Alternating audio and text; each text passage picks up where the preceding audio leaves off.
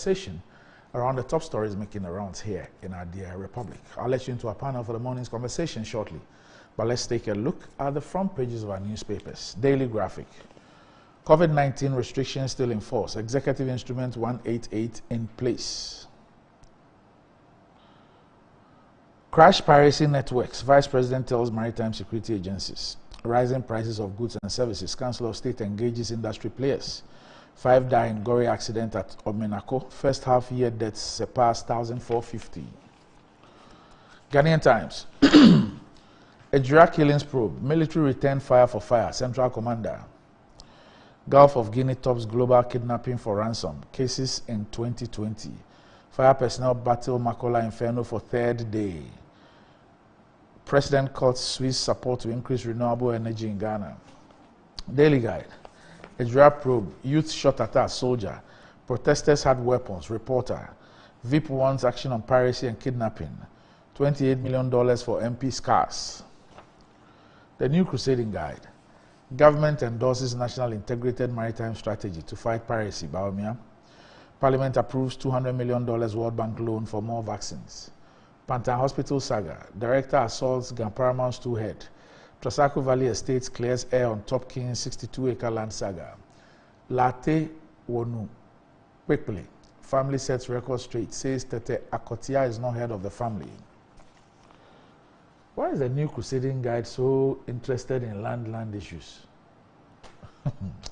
The Insight. Population census.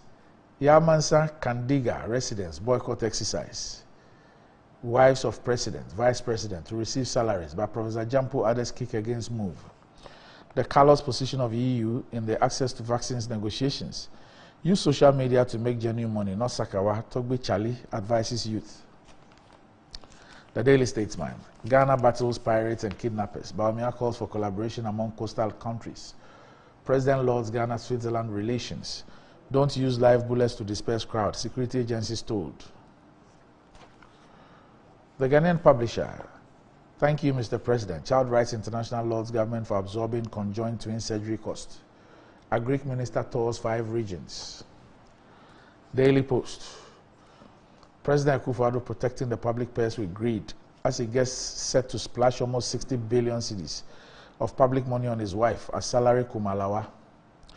Court of Appeal judge rejects the use of live bullets to control crowd. I called for police reinforcement, not military. Ejura police commander.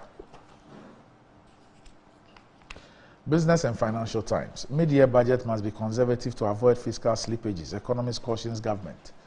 Striking IEA deal amid young AFCFTA premature. Trade expert. It won't develop indigenous industries to take on Africa. Healthcare industry sees soaring demand for telepharmacy. Government seeks additional $200 million loan to scale up COVID-19 fight. Consolidating the adoption of digital financial services post-COVID-19. And decades of darkness, finance or incompetence, the roadmap. And that's about it. For the front pages, we're back shortly.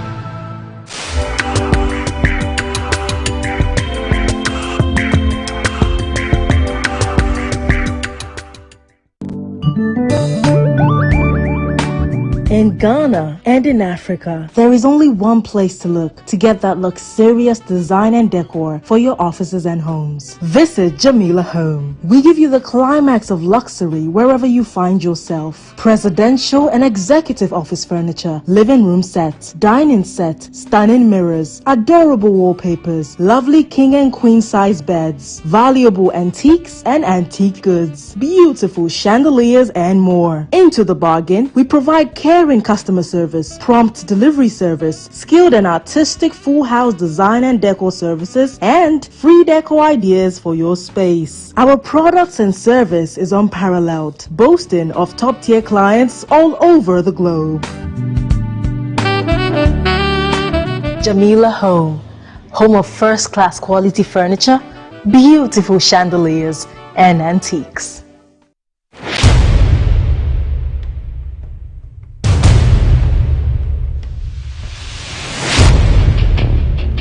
every human body mass should have at least 60% water for optimal performance in any physical or mental exercise. We can help you maintain it naturally.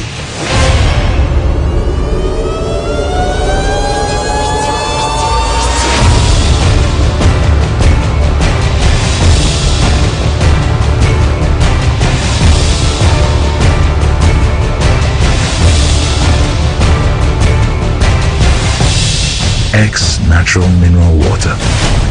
Simply natural.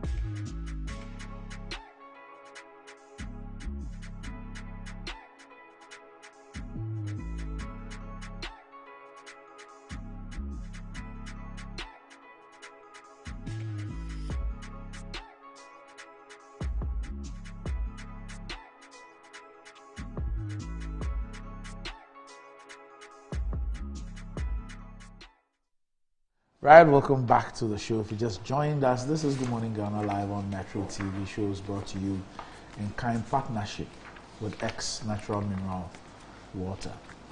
With me on the show this morning is a former Chief Executive of the Free Zones Authority, Kojo Chumbuafo. Good morning, Kojo.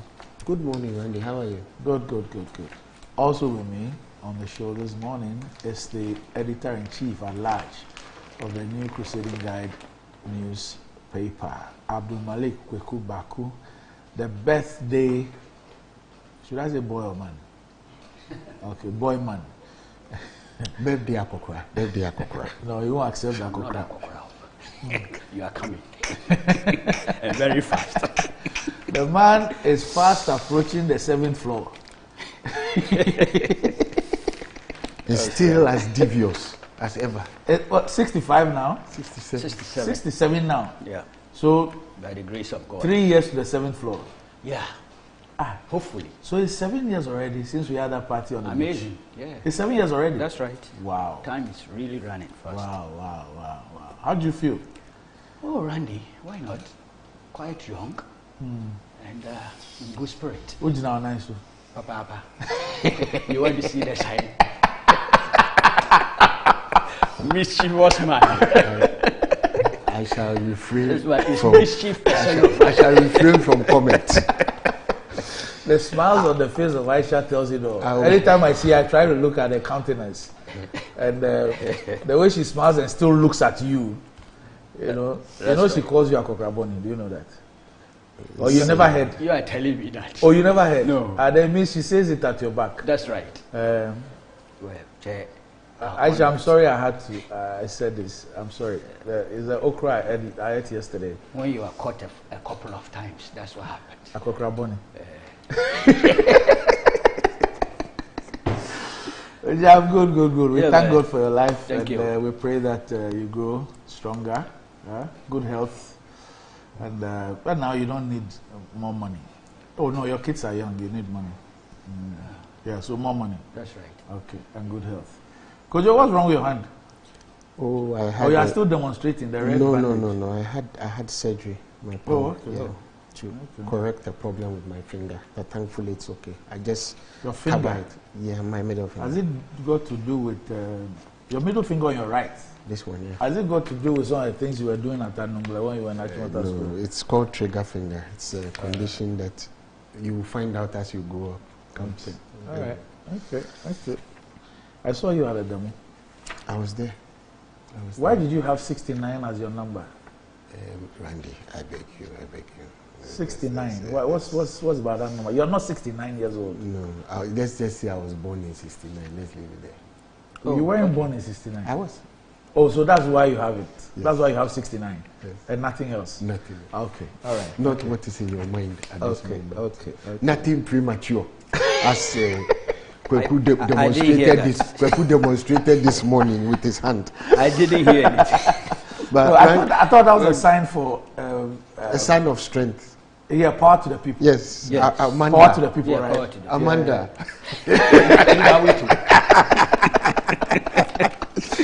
Randy, before we begin this program, I have a small presentation for you. Okay. So, for all of you who know Randy, you know that this is his claim to fame. Liverpool. Yes, and it's numbered with your favorite number. Okay. And this is our new jersey for the year.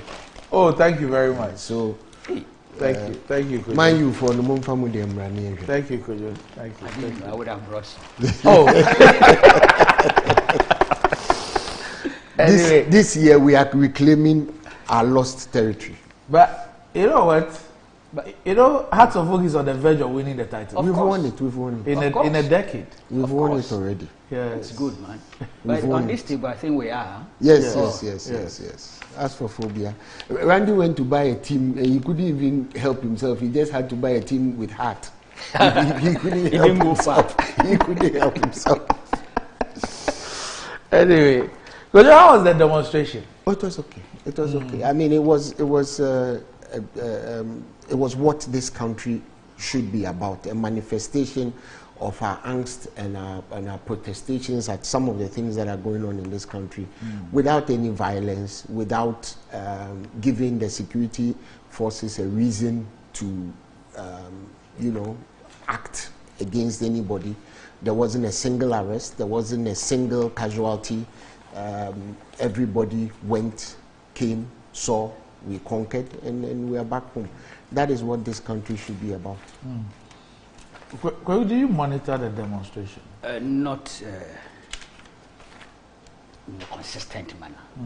But because of the benefit of technology, these days you are able to pick pieces on the phone.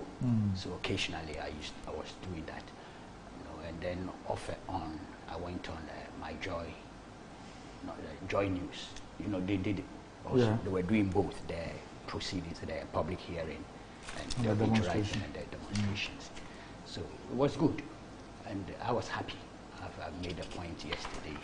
You remember last Thursday here, I was advocating for relaxation of the restrictions in spite of the legal regime as it was, the executive instrument and the Public Order Act, and the way the police were having challenges with the Fix the Country group and all those things. I'd come to a certain conclusion that we needed to open up. We needed to, relax restrictions in spite of the COVID reality, which is going to be here for a while. I didn't see why we should keep being very dogmatic, and restrictive. So to be honest with you, I think it was the following day or so that I had the NDC youth and the police had come to a certain agreement, and that was good. And fortunately for all of us, the demonstration also went well. It was peaceful, orderly, and it's good for Ghana. It's good for our image. It just shows that if we become pragmatic, innovative, and creative, in spite of the COVID reality, we can move this nation forward. Because Randy, as for the right to assembly, which is inalienable right, if you are not careful and you go too strictly to the restrictions and things, and then of course that traditional police reluctance, games that they play, we all know over the years, which we've been fighting. So once you open that space, people can pour their frustrations, whether legitimate or not legitimate, that's not my problem.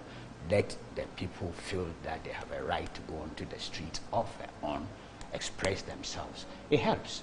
It lessens tensions, opening up prospects for dialogue and exchange of views. So I was very happy yesterday, to be honest with you. I congratulate the organizers and also the police for a good I job think done. yesterday, Chrissy Pratt even informed us that the Fix the Country group, they have fixed their demonstration for the holiday, August 4th. I heard so too on Peace FM. I don't know about it. I have not verified, but I'm hoping it's true. Yeah, because he said he spoke with some of the leaders. Yes, I'm looking at the police side, whether there's an agreement, just like with the NDC youth. It ought to be so. Consistency is required. And let them go out. It will be difficult to allow the NDC youth and say that you won't allow. Yes. That's what I'm talking you just about, need to agree on the routes and, and all that. Yes, they should let them go out there. It's difficult, social distancing, all those. It will be very difficult. I'm making the point that the part of the challenge was that we had allowed funerals of a sort to happen, the normal. Even political campaigns. Yes. Church services. All those things. So people were seeing a certain selectivity or discrimination or inconsistency. You solve that, but allowing some of these things that are a bit more political. But it's the political that is even the most important. Not just party politics, but the political. So it's good. I'm very happy, I'm being honest with you. Have you been following the Ejura public inquiry? Unfortunately, the first day, yes, the regional minister, yes, I did monitor that. But subsequent to that, I haven't been able to get myself focused, except again, I go on the phone to check tidbits. But I've been advised that, look, it's better to watch the thing fully. At the end of the day, we'll be waiting for the finality, the report that they would produce. The Minister of the Greater Ashanti Regional Minister, I watched a bit. I realized it's the first time that I'd heard that he got a military deployed. I think you had granted an interview earlier, and I didn't want to believe that. Yeah. Yes, I'd read those things, and I didn't want to believe it. These days, I'm a bit cynical also with things I read out there. So I didn't want to believe it till I heard him confirm that. And I'll be honest with you, I still disagree. I'm being maybe prejudicial, maybe jumping the gun, because good advice is that, oh, why don't you wait for the compilation of the report and all that. But of course, we can still discuss major items. The National Reconciliation Commission, when it was ongoing, we were discussing. Same with IAWASU. It was ongoing. We were discussing. It's difficult. You can't close the door or the window relative to discussion. It's how you discuss. Exactly. The extent to which you. Thank you. And what you actually say. Yes. Yes. Yes. I've seen snippets of it, but one thing that really struck me was the testimony of the officer who commands the Central Command, who said the soldiers were shot at. I was a little surprised, and like I said, let's be very careful with how we say in order not to prejudice what is going on. I was surprised to hear that the protesters were shooting at the police. I was at the police and the army. I was very surprised. But be that as it may, I'm still wondering why those who died were actually shot in the back. Because people who are shot in the back, it simply tells you that people were running. So, let's just wait till it plays out. I'm also, like Kweku, very surprised that Honorable Simon Osei Mensah said he gave the order for the army to be brought in. If anything we have learned, even from Tuesday's demonstration, is to go by, the police are better equipped at crowd control than the army. Soldiers protect us from war. They are trained to shoot to kill. The police, I think, are better at crowd control, and if we really want to control crowds, yes, there's nothing wrong with asking for police reinforcements, but I think we should delineate what our police and what our soldiers do in order not to repeat what happened in Idra, because it doesn't speak well of us. Families are mourning. I mean, people have been maimed. A 16-year-old boy's leg has been cut off because he was buying food, not necessarily even being part of the demonstrators, and it doesn't speak well of us. I didn't finish, but it was okay. His contribution was also spot on. Let's start with Ashanti region. I think there was a observation I made. He brought a video or a tape, and he was being encouraged to bring the author of that tape, because you see, in such things, if you are not the author, if you didn't produce it, it's difficult for you to be subject to cross-examination. Yes. His value is reduced. And I realized his challenge was that, look, if I did, it means I'll be blowing the cover of an informant, and that it could affect his security and intelligence management process. There is a request for an in-camera. The commission, that's a good point. The committee itself then proposed that, look, there's a cure to this mischief. Let's go in camera. Things still would not budge on that, and that I consider an interesting challenge, because at the end of the day, even though the committee may watch the thing, the reliability, evaluate it, the reliability element can diminish, and then it can, I don't know how it can have the overall effect. I don't know. I cannot speculate. But I would have been happy if he had chosen the option of the in-camera. I know sometimes the police, they have challenges, covers of informants, not even at the committee level. when they give information, their covers are blown. So perhaps the person who produced it may still be worried about producing.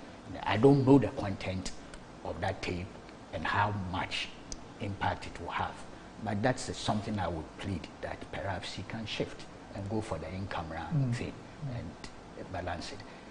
The point about the people were armed and shooting, maybe I should be careful, but I don't believe it. I have to be honest with you, and I know what I'm doing is not the best. Okay? Somebody will say it's irresponsible. Why don't you wait? They were in the field, you were not there. So why are you making this point? I don't believe that story. That the people were, I'm told they had machetes, they had knives, they had sticks. If you tell me they had guns and fired, see, forensics, there will be shells and things around up to now. So I'm just praying. You see, integrity of such inquiries are critical, very, very critical. And also the integrity of the institution, the person who is talking, the institution from where he comes, is very, very important. If there's a second doubt, a split-second doubt, that's the end of the integrity of the findings that will be made. Look, if the people were shooting, some of all these videos and things, you will see signs. These are all independent videos. Yeah, you will see signs. So I think that one, I'm sorry, I didn't hear, but from what I've been seeing, the man says so. Oh, I heard it. I heard him say it, and I was very shocked. I didn't want to go where you are going. Yes, I hear you. For want of prejudice. I didn't want to go where you are going. I didn't want to be pejorative, but I completely agree with you. And then once you said it, I can also say it. I didn't believe a word of it. I don't believe it. Yeah. I'm telling you. There was an interesting thing that came up yesterday, and the papers have reported it. I've seen it in the Statesman and then the Daily Post. And it's about some comments made by the chair of the three-member committee, the Court of Appeal judge, Judge Kingsley Comson. And it says that he's recommended to the Ghana Armed Forces to apply for plastic bullets to use in controlling crowd in Ghana. He rejected the use of live bullets to disperse crowds since this can be fatal. And he said this when the General Officer Commander, Central Command, Brigadier General Joseph Apo appeared before the committee. Quote, he says, I think the military should put in application for plastic bullets. We are talking about human lives. Don't be applying for live bullets. And Brigadier Joseph Apo, whilst answering questions posed by members of the committee, said, my battalion commander called me the day of the incident that was happening in Nigeria. The incident that we all know. Then I had a call from the chairman of RECSEC, that's the regional minister, that the situation was getting out of control and that there was the need for us at Operations Calm Lives to move inside. If not, things will get out of control. So this is the reason why the military got in. I don't know if you heard also the bit about the region having run out of tear gas. Yeah, no. I heard it too. I mean, I've been hearing some very strange things, and So they couldn't use that. Yeah. I didn't hear because they had run out of it. Who gave this testimony? The police. The police commander. So the Court of Appeal judge, it says that look, the military must they must actually apply for plastic bullets, and that they cannot be using live ammunition for crowd control. Anyway. But Randy, if I may just chip in here, you know, I'm sure you've seen videos of what happened at Coronation Park. Yes.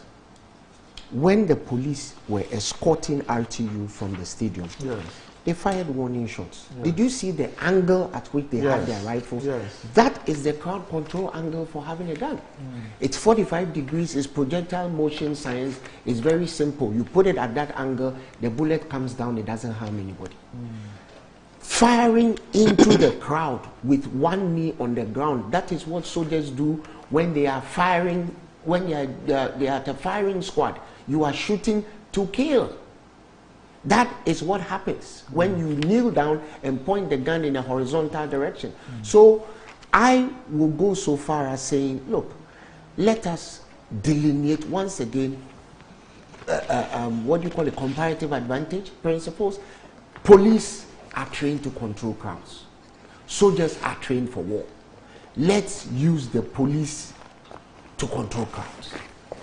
From what I saw at the demonstration alone yesterday, and what I have been seeing previous to other demonstrations, I have been, please, let's use the police. Randy, do you know that the police even had plainclothes officers within us? Okay. I had a strange call from somebody who told me that it's good you people were behaving yourself because I was watching you guys all the time. They had plainclothes officers among us. So what we were seeing with the detachment of the uniformed police was not the only thing. Let us go back to what actually works. What happened in Nigeria is inexcusable. Nobody should try to excuse it. And I agree fully with my brother Kweku that some of the things that are being said at that inquiry defies belief. I would just say that for now. Okay. All right. Okay. But there's something that I've been worried about, you know, and Kweku, for the life of me, I don't know why the police in this republic have decided to redefine what constitutes a crime and what does not. And this is what I mean. Events in this country over the years suggest that crimes that you cannot get away with on the street, you can get away with in soccer or politics. And I can't imagine, you know, recently we've had an escalation of violence, especially in Division 1 and all that. And in all of this, you've had the security agencies. Look, the one that occurred in Tamale, the people were actually stopped on the streets, like 35-minute drive away from the stadium. Like just the way robbers attack travelers on the highway. You know, and the violence that took place lasted for well over 30 minutes. And the police didn't do anything about it. One, they didn't pick intelligence. Two, they didn't do anything about it. Three, they've not gone after anybody. And these things happen on the football field. And it's as if you can get away with criminal conduct when it's associated with football. Things that you cannot get away with on the streets or even in your home, you can get away with in a football field. And it's only breeding impunity. People know that they can go there, engage in violent and criminal conduct, and get away with it in the full glove of the police. Nobody will be arrested. They will not be pursued later on.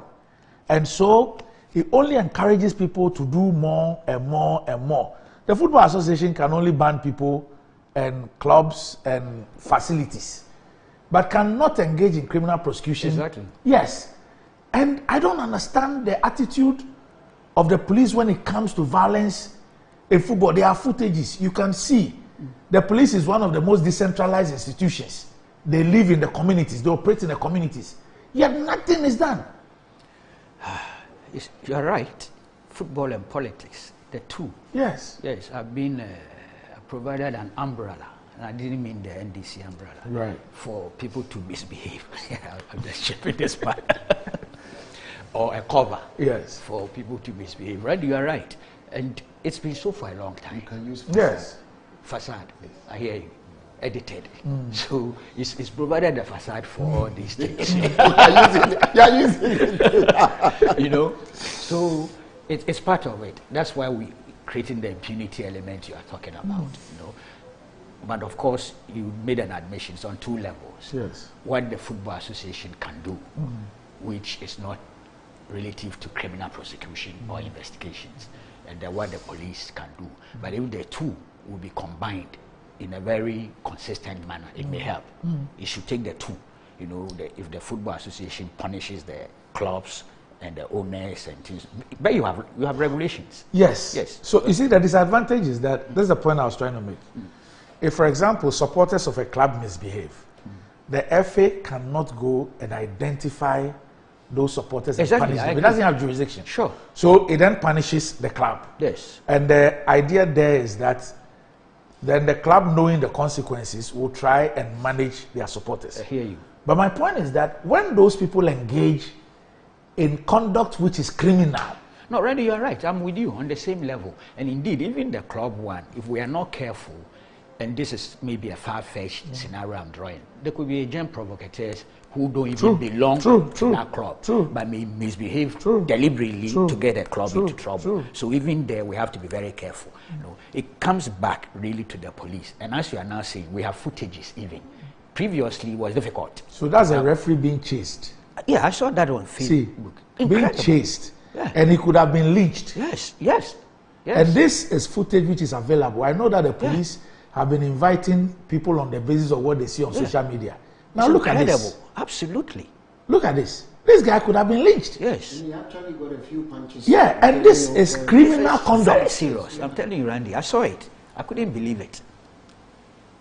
Yeah, they could use this, identify the people, Yes. you know, and prosecute. And you think that if these people are prosecuted, people will have the nerves No, it's a deterrent. to go and try this again? No, it will serve as a deterrent. But Randy, even as part of what was going on, I don't know whether you've seen the subsequent footage of what happened when RTU were trying to leave Sunyani. Yes. That's just horrible. That they had to have a police cordon around them because the people on the main street of Sunyani wanted to assault them in their bus. It's unbelievable because of a penalty. Maybe now we all know how the Danes feel. Oh, don't go there. But this is unbecoming of us. No, it's serious. It's been going on for a long time. So this is You the know, angle you were talking about. Yeah. The police shooting in the air. Yeah, it has to be at 45 degrees because you don't want the bullet to hurt anybody. And they are trained to do this. They know it. Serious. You see, Randy, what these things, and you and I have been part of football for years. We saw what happened on May 9. You know, my passion for football went down into the tank for about 10 years after. I'm sure you know that I only recently started being an active supporter of even Accra Hearts of Oak again, since what happened on May 9th, because I lost a lot of friends. We lost a lot of friends. This thing has been going on for too long and it must stop. It really must stop. I mean, the people like you and Kurt and others who now find yourself at the helm of Ghana football, you must do something about this. You know, in the past, you remember that there were certain stadia, right, that you knew if you went there, you'd be beaten. Yeah. I mean, it was, and whether you were Hearts or Kotoko, you'd be beaten. Yes. One of them was Caladan Park, That's true. which they don't use anymore. Remember, the other one was Prestia. You're Prestia. And even Nkoko. And in Nkoko, if you went to Prestia, you would definitely come back with something missing. You know, I remember one match that we played against them. They actually seized and took all our mobile phones. I mean, they did it to me, Harry, and Thompson. It's unbecoming. It's just unbecoming. No. And then another place was where Cape Coast used to play, Sindo. Right. Because the stadium backed into the lagoon and there was only one small entrance out, in and out. The same entrance in was the same entrance out. You will be beaten to pulp. I mean, these were people who could actually go and change a Dwarfs goalkeeper. I remember one match that we played with them, they went and changed the goalkeeper. They themselves. It's unbecoming. Now my point is that why do the police, I mean, over the years, why do they treat these criminal conducts differently? Yeah, Why? Yeah. It's been so far. Maybe, Randy, maybe we can help the football police is a by game. identifying the people and making a criminal complaint. Maybe. No, but in this case, sometimes it's in their presence. Yes. Okay? But it's been taken, oh, this is football. But Kweku, oh, this is how politics. let's be fair to the police here, a little bit, okay? How many policemen are detailed to be at a sports stadium? Exactly, with the footage we saw. And could a sensible policeman have arrested anybody? Even in this case, they might become victims. Yes. Even in this case, you have soldiers. Yes, you can speak about they being overwhelmed and all that. But my point is that you live in the communities. Fortunately, there are footages available. And I'm saying that the police has demonstrated to us that when they decide that they want to use footages available on social media to invite persons and to investigate persons, they've done so. Well, they can even use voice. Yeah, they've done so. That's just the point I'm making. I hate to bring up a particular case. That's just the point I'm making. They've done so. Yeah. And especially when now you have this criminal conduct happening outside the stadia. Yeah. Outside the stadia. Yeah. It's not right. It's not what is going on. It's not what. It's just not right. It's been going on for too long. And like you said, if some people are caught and punished, maybe it will stop. Because with all these things, just I was telling somebody that, look, if I were to misbehave at Pando and the police were to arrest me, even the optics of people seeing me being arrested and taken to the police station, that alone would deter. I hear you. A lot of people from, because they'll say that if the chairman himself can be picked up, then as for me, but when these things happen and nothing happens to anybody, it only emboldens people. I hear. And like that, we'll wait until somebody dies. There's fatality. Yeah. And then we are jolted into action. It's not, violence is violence. Whether it happens in football, in politics, or on the streets or at church, it's violence. I hear you.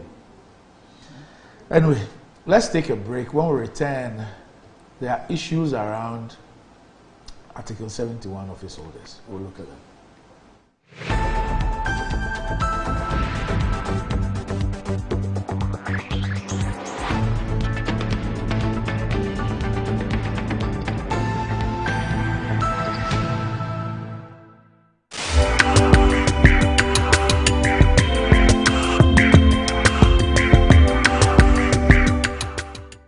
The search for a reliable partner in dealing with. We also have available the sale of Camel car batteries, Weichai and Kia spare parts, Zonton coaches and light duty vehicles for everyday movement.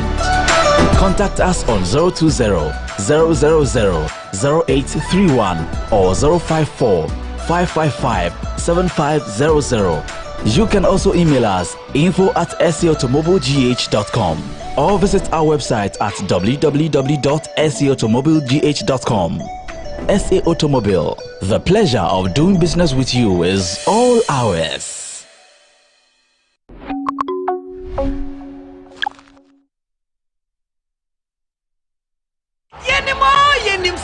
Football pa and nothing a high sense at sponsor Euro 2020 Edia Maono ne sa sunti na ya TV so say who Edia Maono a high sense Euro 2020 TV super promo can who kwajo brand new high sense TV and ne board that for pictures ne clear na color ne deep sound quality this so there one it here high sense TV so there entry power about down one access you are akona utu sa brefo 18th June, I confirm 11th July. A Hisense Hero 2020 TV Super Promo. Emma Refisa, Hisense and Kwan, Emma 5 years warranty. A Hisense Hero 2020 TV Super Promo. I cost to a Hisense showrooms. I want Ghana for Nanina. What you dear Nansenya? Hisense, everyday prices for everyday people. Hisense, official sponsor at the Hero 2020.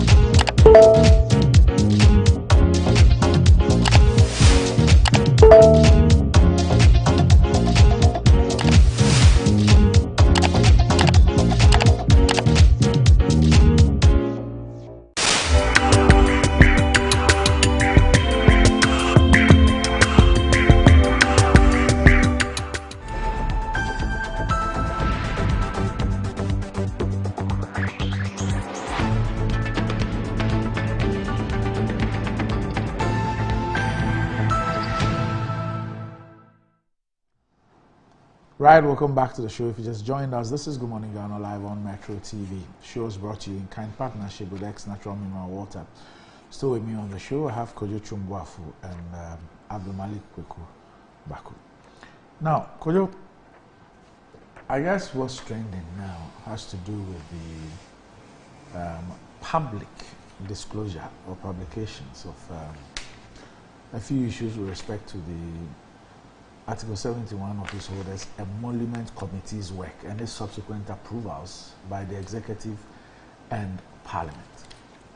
So, one of the key things which has become the talking point is the recommendation by the committee with respect to spouses of the president and the vice president. And yesterday, I made a point that I, in principle, have no objection to the state deciding that the spouses of the president and the vice president should be paid. I even said that I would include the spouses of the speaker and the chief justice. However, the constitution is clear on what the committee is supposed to do. Article 71 office holders. And I don't think that the committee should be getting into the realm of spouses of the president and the vice president who are not Article 71 office holders and be including them in their recommendations and the executive transmitting same to parliament. They are supposed to work for Article 71 office holders. If the president thinks that it should be institutionalized and formalized, he should have another vehicle to do that. That's one. Two, there was also the issue of the approval of a loan facility for members of the Council of State to purchase vehicles. And to be honest, yesterday was the first time. I didn't know that it was something which had existed in a while, and whether that was part of the recommendations of the emoluments committee, which has been approved by parliament. But I had never heard of Council of State members also being given loans to purchase vehicles. That also came up yesterday. And then, of course, I mean, the quadrennial issue of loans for MPs. And I'm sure that people were up in arms because of the figure. But we should also know that it's also related to the number of members of parliament that we have as of now. For me, these really are the issues that have come up. And then, this issue that we've spoken about over and over again, how in the Fourth Republic, almost all presidents have made sure that the Emoluments Committee's work is always finished in the fourth year. So, and I'm sure Ghana is the only country where members of the executive and the legislature do not know how much they're entitled to. In fact, Article 71 of his holders don't know how much they're entitled to. And they get to know it with about a month to leave office after some 47 months of work. And it's only in the 47th month or 48th month that there's a determination of what they were entitled to for the 4 years that they were in office. And so, once that determination is done, then you have an issue of back pay. And then the quantum then leads to public uproar over this issue. And yesterday I made the point that, sorry, if you look at the tripartite, when it was set up, and how long it took them to finish their work, they've made determinations for 2021 and 2022 for public sector workers already. And it's taking them probably 3 months to do that. But when it comes to Article 71 office holders, it takes 4 years to do so. Randy, it's very troubling. You see, let's start like this. Let's imagine Ghana is corporate Ghana. How many corporations pay the spouses of their chief executives? If you had your own business, will you be paying your wife? Will you? As you are here, I'm sure Metro remunerates you for waking up in the morning and coming here. Do they pay your wife? And if indeed you went to the owners of this TV station and told them you wanted your wife to be paid because you are the most brilliant TV host in the world, would they agree? You see, we are taking advantage of the people of Ghana. The political class is taking advantage of the people of Ghana, and it is not right. The spouses of the president and the vice president are probably the luckiest spouses this side of the Sahara. Why do they need to be paid? You see, we are running... But they have been paid for quite some time now. They have been given allowances. Yes. Which we are all aware of. Yes. Which allowances are not institutionalized. You know what is going to happen with what is being proposed right now? It is going to happen in retrospect, which means a certain lump sum from day one, from 6th January 2017, is going to be calculated and handed over to the spouses of the president and the vice president.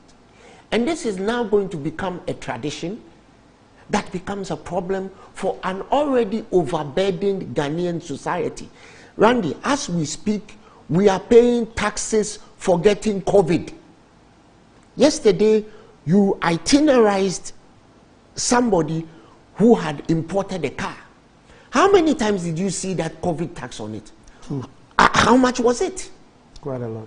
And why are we putting Ghanaians through this at this time? You see, everything is about the optics.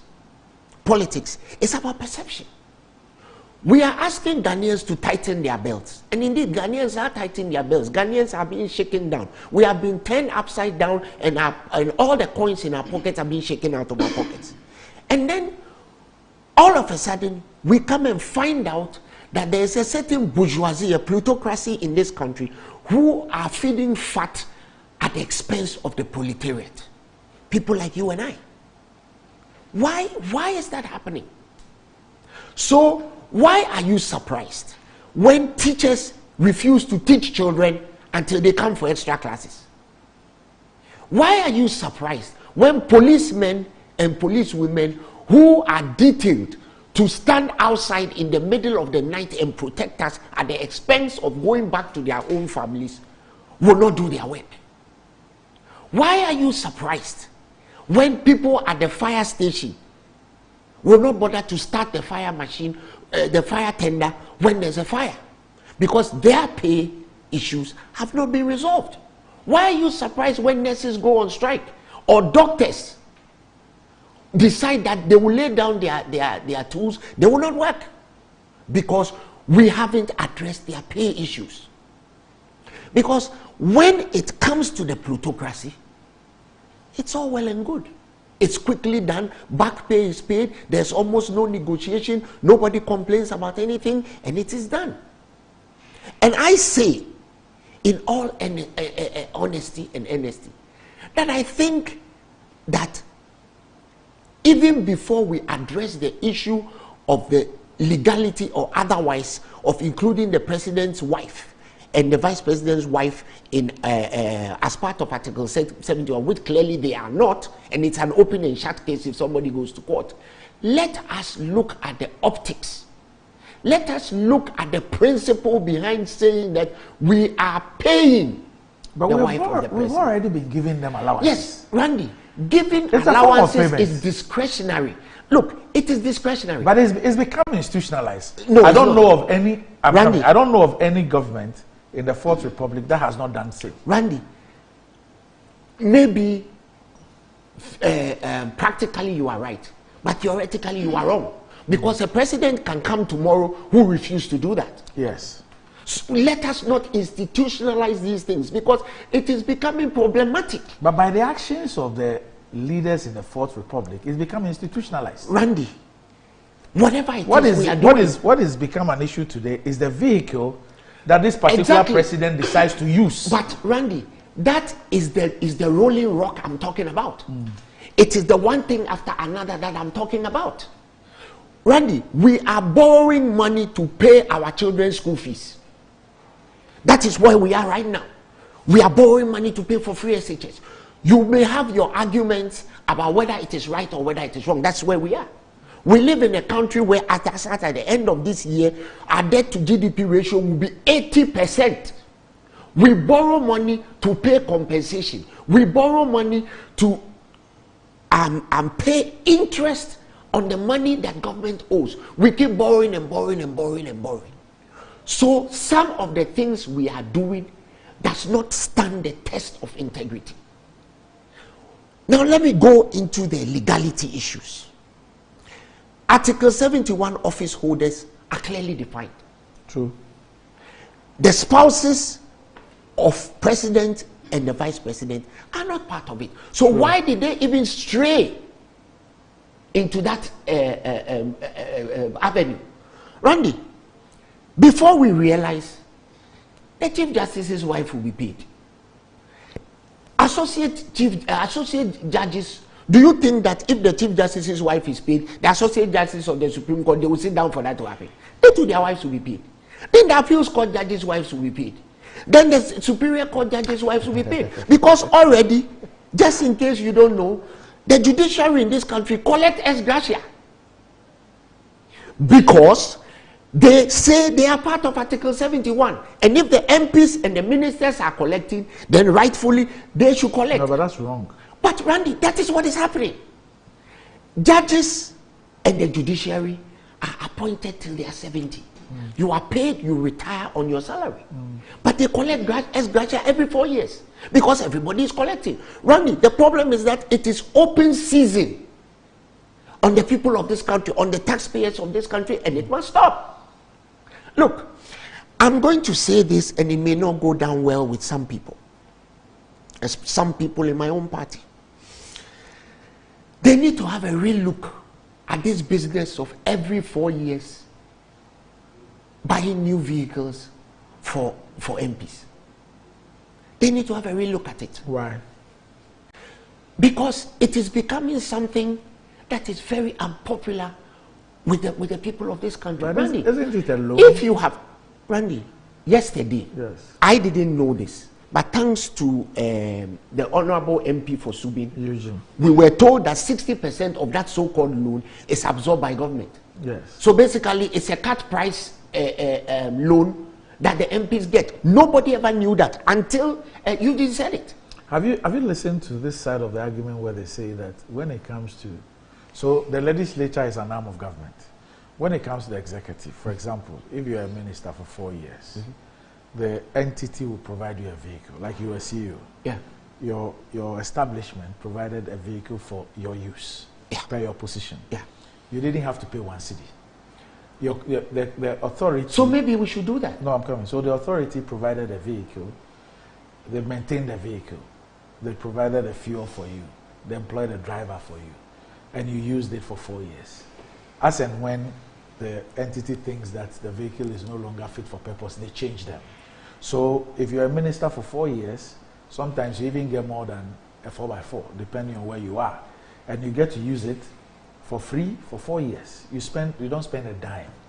Now, members of parliament, the judiciary is saying, now when it comes to members of parliament, the state does not provide them.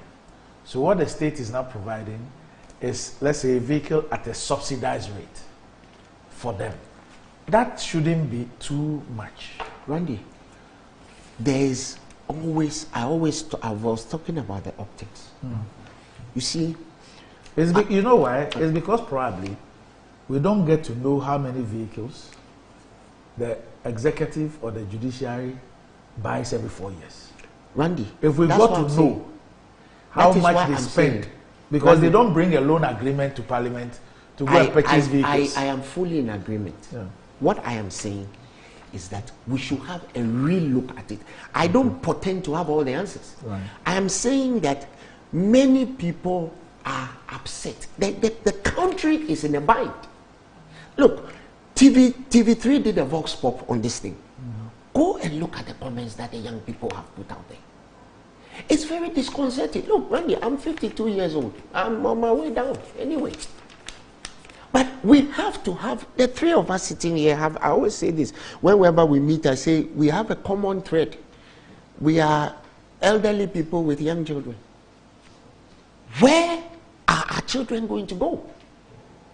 Given what we are doing now. I am asking us to have a real look at this thing. Let's just have a real look at it. Because, Randy, for all that you're saying, imagine, for want of a better example, and may I please be pardoned for using him as an example. Look at somebody like the majority leader, Honorable Seche Mezamos. He must have a museum of vehicles in his house. Same for the Speaker of Parliament. Since they've been in Parliament for maybe half of their adult lives. How does it speak of the plutocracy we are building? And so when I'm coming, Randy, I'm coming. Yes. And so when the delegates in your constituency, when the constituency chairman in your constituency demand blood out of a stone to work for the democracy of this country, are they right or are they wrong? I'm just proffering this out there because this is what people are up in arms about. The young people who constitute almost 80% of the electorate of this country are upset at the way the plutocracy is running this country, vis-a-vis what they take for themselves and what becomes available to them when it is needed. Randy, we haven't fully paid any tithes. We are not able to pay. We are not able to pay for school feeding. We are not able to pay 3 SHS. We are borrowing money for all this. But when it comes to these things, then it's not a problem. No, we are borrowing to do that. Oh, you are? There we have it. And there were 2 loan agreements. In fact, there were 3. One is to borrow money from the World Bank to buy vaccines. The other is to borrow money. The second is to borrow money to buy the vehicles for MPs. And the third one is to borrow money to buy the vehicles for the Council of State members. And so let me get to the Council of State. Somebody should tell me what exactly they do to warrant this. Well, if you check the front page of the Daily Graphic, rising prices of goods and services, Council of State engages industry players. And if you check the Constitution, there are quite a number of decisions that the President is supposed to engage them on. And that warrants a 6-figure loan amount that is subsidized to buy vehicles. We thought that the whole idea of the Council of State was an advisory body to the President, made up of eminent persons who probably have already achieved all they want in their life, and that is the reason why they are brought on board as an advisory body. Do they need loans to buy vehicles? The argument is that they're coming from all parts of the country. Every region in this country elects somebody on the Council of State. The people who come from all parts of the country to do all kinds of things in Accra or wherever they go, they find a way. Nobody has asked you to accept to be on the Council of State. If you think mobility is a problem, don't accept it. Look, this is a general malaise. It is a malfeasance, it is a misfeasance, and it is a non-feasance. What we are doing is dangerous. People are seeing it. Randy, we are living in a country today where young people can catch their fellow young people and bludgeon them to death because they want money. We are living in a country today where law and order is almost breaking down because people simply do not respect what we need to do as a society. It is because we are building a plutocracy. People are seeing the difference.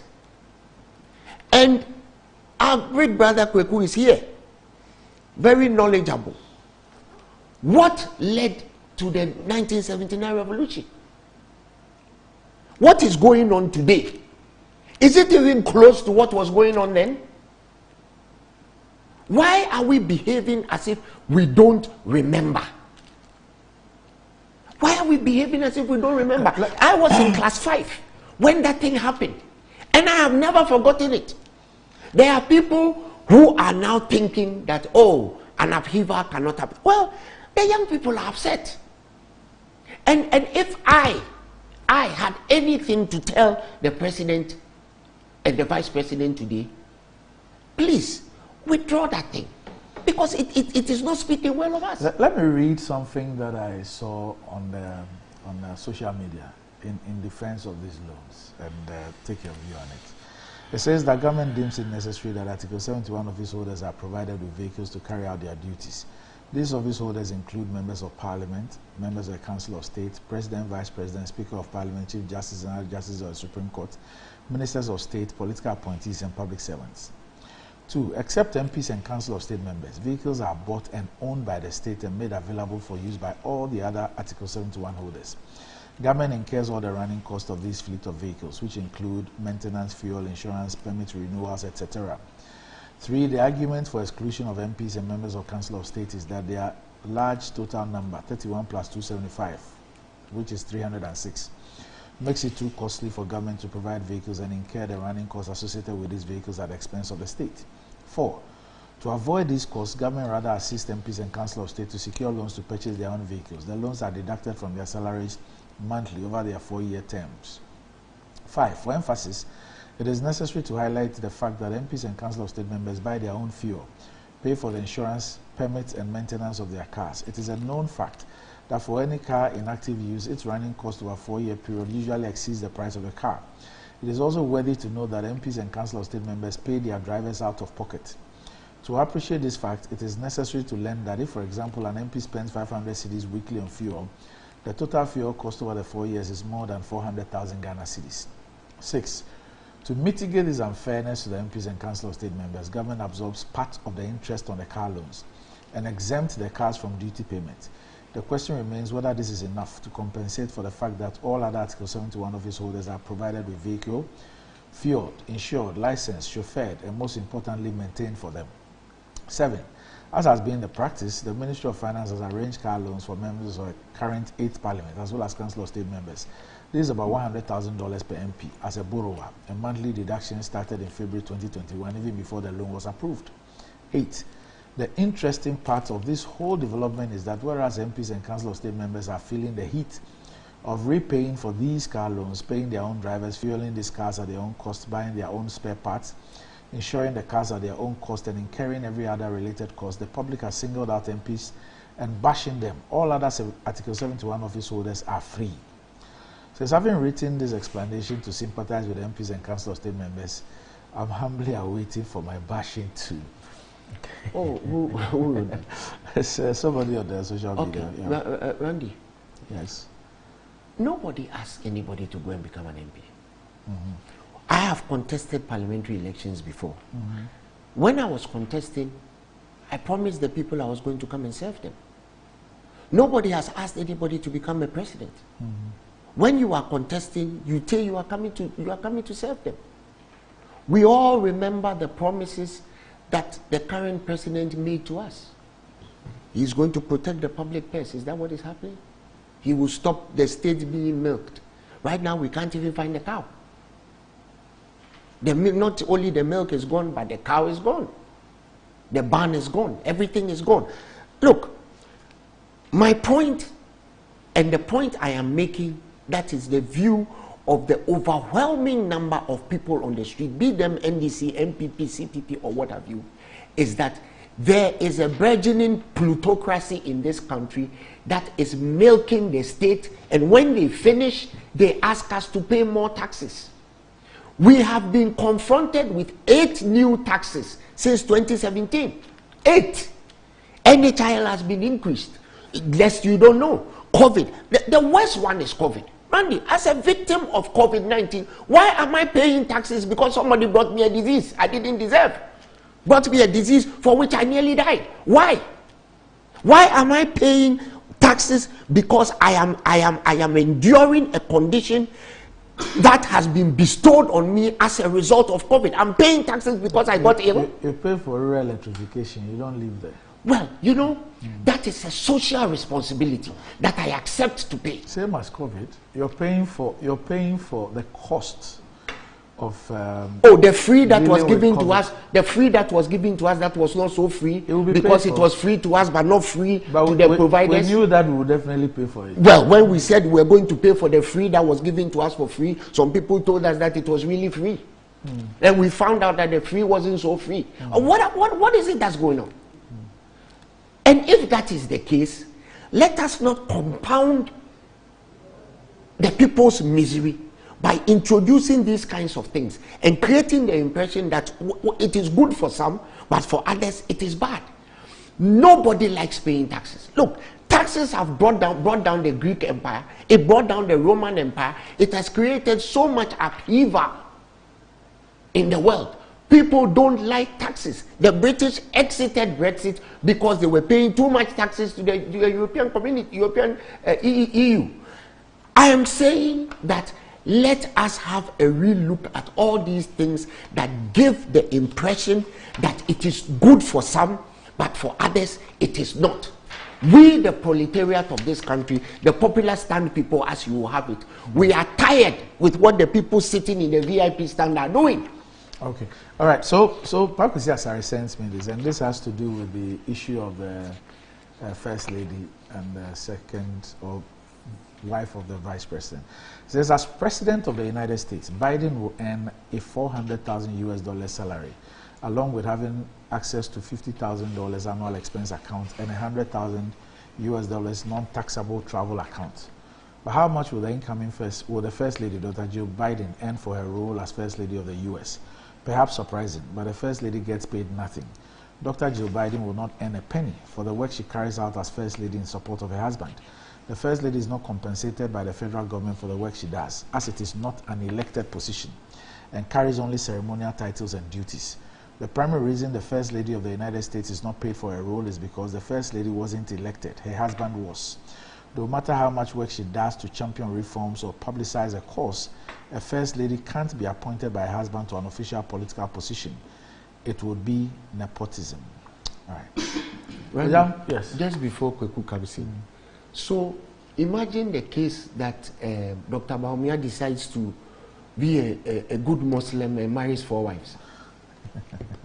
Okay, all right. Or the day, or in the day to come, Honorable Haruna Idrisu becomes president of Ghana and decides to marry 4 wives. In fact, a person can be president and marry customarily and have as many wives as exactly. Exactly. The particular tradition allows. William? This one is an invitation into the realm. Because assuming we have that kind of scenario, you still can have a legal cure to it, that only one wife qualifies. No. We are dealing with absurdity. We are dealing with an absurdity. Are you asking the person? Are you asking the person to choose which one he really likes, and then go home? And what happens when you go home? That will be the person's headache. He's just lucky that he cannot go beyond one. But if he had gone beyond one and he was in that position, where will you go tonight? No, it is the choice of the man or the woman. If you are a president, it will be your choice.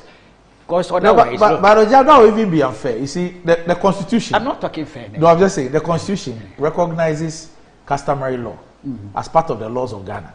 If somebody marries under customary law or the Mohammedans Act, you cannot disadvantage any of them. You must recognize all of them as wives. And even Islam says that if you are going to marry multiple wives, you must love them equally and treat them. So if you attempt what you are saying, you are giving Eduji a chance to go to court, go to the Supreme Court. We are dealing with a hypothetical situation. Right. And I am saying that within that context of it being the realm of absurdity, yes, we could still look for a legal cure. Okay. A discretion that you make a choice of only one. If you have 1,000 wives, we are saying only one will qualify. So you will make the choice. Okay. If you're a woman president, you will make the choice. If you're a man male president, you make the choice. Okay. You can't go beyond one because we are looking also the economic conditions of the country. You can do these things, but of course, this is a hypothesis, yes, which it's nice to sometimes look at that. You never can tell, maybe in future. But see, Randy, very interesting issue. We're dealing with this whole thing about Article 71 office holders. That is the main subject.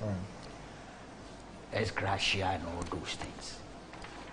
And then, of course, within this context has come the spouses thing, who are not exactly Article 71. In fact, they are not. Yeah, they are not. But there's a relationship based on how we have gone about it. The spouses of President and vice president.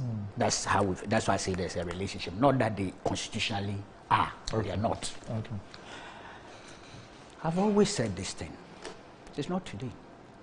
I've said that this particular subject matter, esgratia for Article 71 office holders, including the spouses now that has become an attachment of a sort, if it's thrown out there into the street, no politician would ever win that debate. It's not possible. It's a mission impossible. You don't win it. Because you see, Randy, people play on the keyboards of people's emotions. You even refer to tripartite, you know, workers' salaries. This Kojo has done quite a fair deal on all those things. In contest, it's so difficult, in fact, almost impossible for a politician or the political class, I would prefer that terminology, to win this debate. And for good reasons. But you see, the politicians themselves, the political class, they are the reason for some of these difficulties. It's self-inflicted. We have played political ping pong with this matter for a long, long time. We've also been discriminatory, you know, selective for a long time. We've had situations where some people, and you put that to the masses, they will totally be against. You have a situation where people have been beneficiaries of esgratia for years because, well, maybe he's been in parliament for almost 12, 13, 15 years. And at the end of each parliament, he gets esgratia, the same person. There are people who were PNDC functionaries and things. When the PNDC was exiting, they took esgratia. But they became ministers of states and members of parliament. They took esgratia. There are members of parliament in the Fourth Republic who had nothing to do with PNDC. But from forget the first parliament, the second parliament onwards have taken esgratia consistently. There are people who don't think that's fair. And it's difficult to argue against those people. Apart from the fact that this political class themselves will go out there and punch each other. You know, look, let me give you a classic example. And before I deal with the issue of the spouses. This Presidential Committee on Emoluments, 2013-2017, is dated August 2016. Remember the chaos? This particular one was a victim of earlier disturbances relative to Chinwe and Green Street, but especially Chinwe. Chinwe produced 2 reports, made recommendations for house residential facilities for retired presidents. You remember? Not just that, but even the esgratia element, the chaos in this country, the way and manner they went about it. Some even claim Parliament had not approved it. Even some members of Parliament claimed it was not approved. Subsequently, the communication was produced to show Parliament approved. So when this body met, they took a cue from Ishmael Yamson and all those things as opposed to Chinwe and said that retired presidents, a president that leaves office, should not be given a residential facility, and that they are entitled to 40% of their salary as accommodation, allowance or whatever, rental thing. And Parliament sat and approved this thing. Now, somewhere along the line, 4th, 5th January 2017, parliamentarians realized that no, they had made a mistake by going along with this committee's report. So Parliament convened and moved a motion for rescission relative to the residential accommodation facility. So January 5th, they passed a rescission resolution, communicated it to the outgoing president and the incoming one, to the effect that, look here, we've received the decision that there should be no residential facility for an outgoing retired president. We should bring it back. So they recaptured the Chinyere thing. Of course, instead of 2, it became 1. I'm sure you recollect this. Yes. It was totally embarrassing. It didn't make sense. It even resulted in further attempts to undermine. I'm not mentioning names, but everybody knows what I'm talking about. Where even decisions that have been taken by 2 sides, the outgone president and the incoming president, that look, this will happen. Eventually, all sorts of chaos happened. It doesn't help. The political class are themselves the problem.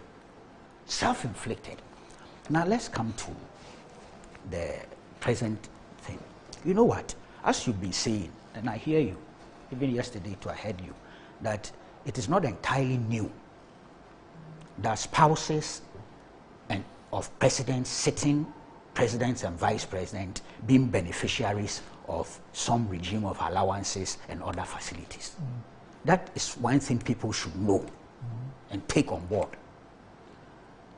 2, spouses of former presidents and vice presidents are also on board. And I heard you say the extension is that how it is being done now, raising it, elevating it perhaps within the context of Article 71 office holders. I was still with Thompson. I didn't know about even the parliamentary approval of the last committee report. I didn't know. It's a lawyer friend of mine who's also your friend who called my attention to it. He wanted a copy. I didn't have. I've made some moves. Apparently there are no printed copies. There were copies that were sent to Parliament and all that, but there are no printed copies, because if they are printed, it's another matter that it should be made public. That's been another headache. All the committees, including this one, recommended that transparency will require that they should make those things public records. I'm sure we'll get there. But you see, in the process, I was able to get an extract of the year to be printed. And I'm not saying there's no report, because there's a report that went to Parliament. Printed means it's gone to the Assembly Press, you've printed, you have copies like I have here, this type, that you have them. But this is an extract. Then I found something very interesting. If you don't mind, I'll read it. Do. See, it says spouses of sitting and former presidents and vice presidents should be catered for by the state as part of privileges extended to the presidents and vice presidents. Did you get it? As part of privileges extended to the presidents and vice presidents. Let me read, and then I will go back to the history. The administration of President Kufuor introduced the extension of courtesies, including the payment of monthly allowances to spouses of former heads of states through presidents, vice presidents. Subsequent administrations have continued the gesture and even extended them to incumbent first and second ladies. The gesture remains purely humanitarian to support and in some cases rehabilitate former first ladies who were evidently struggling to subsist. However, there is no legal basis for this support.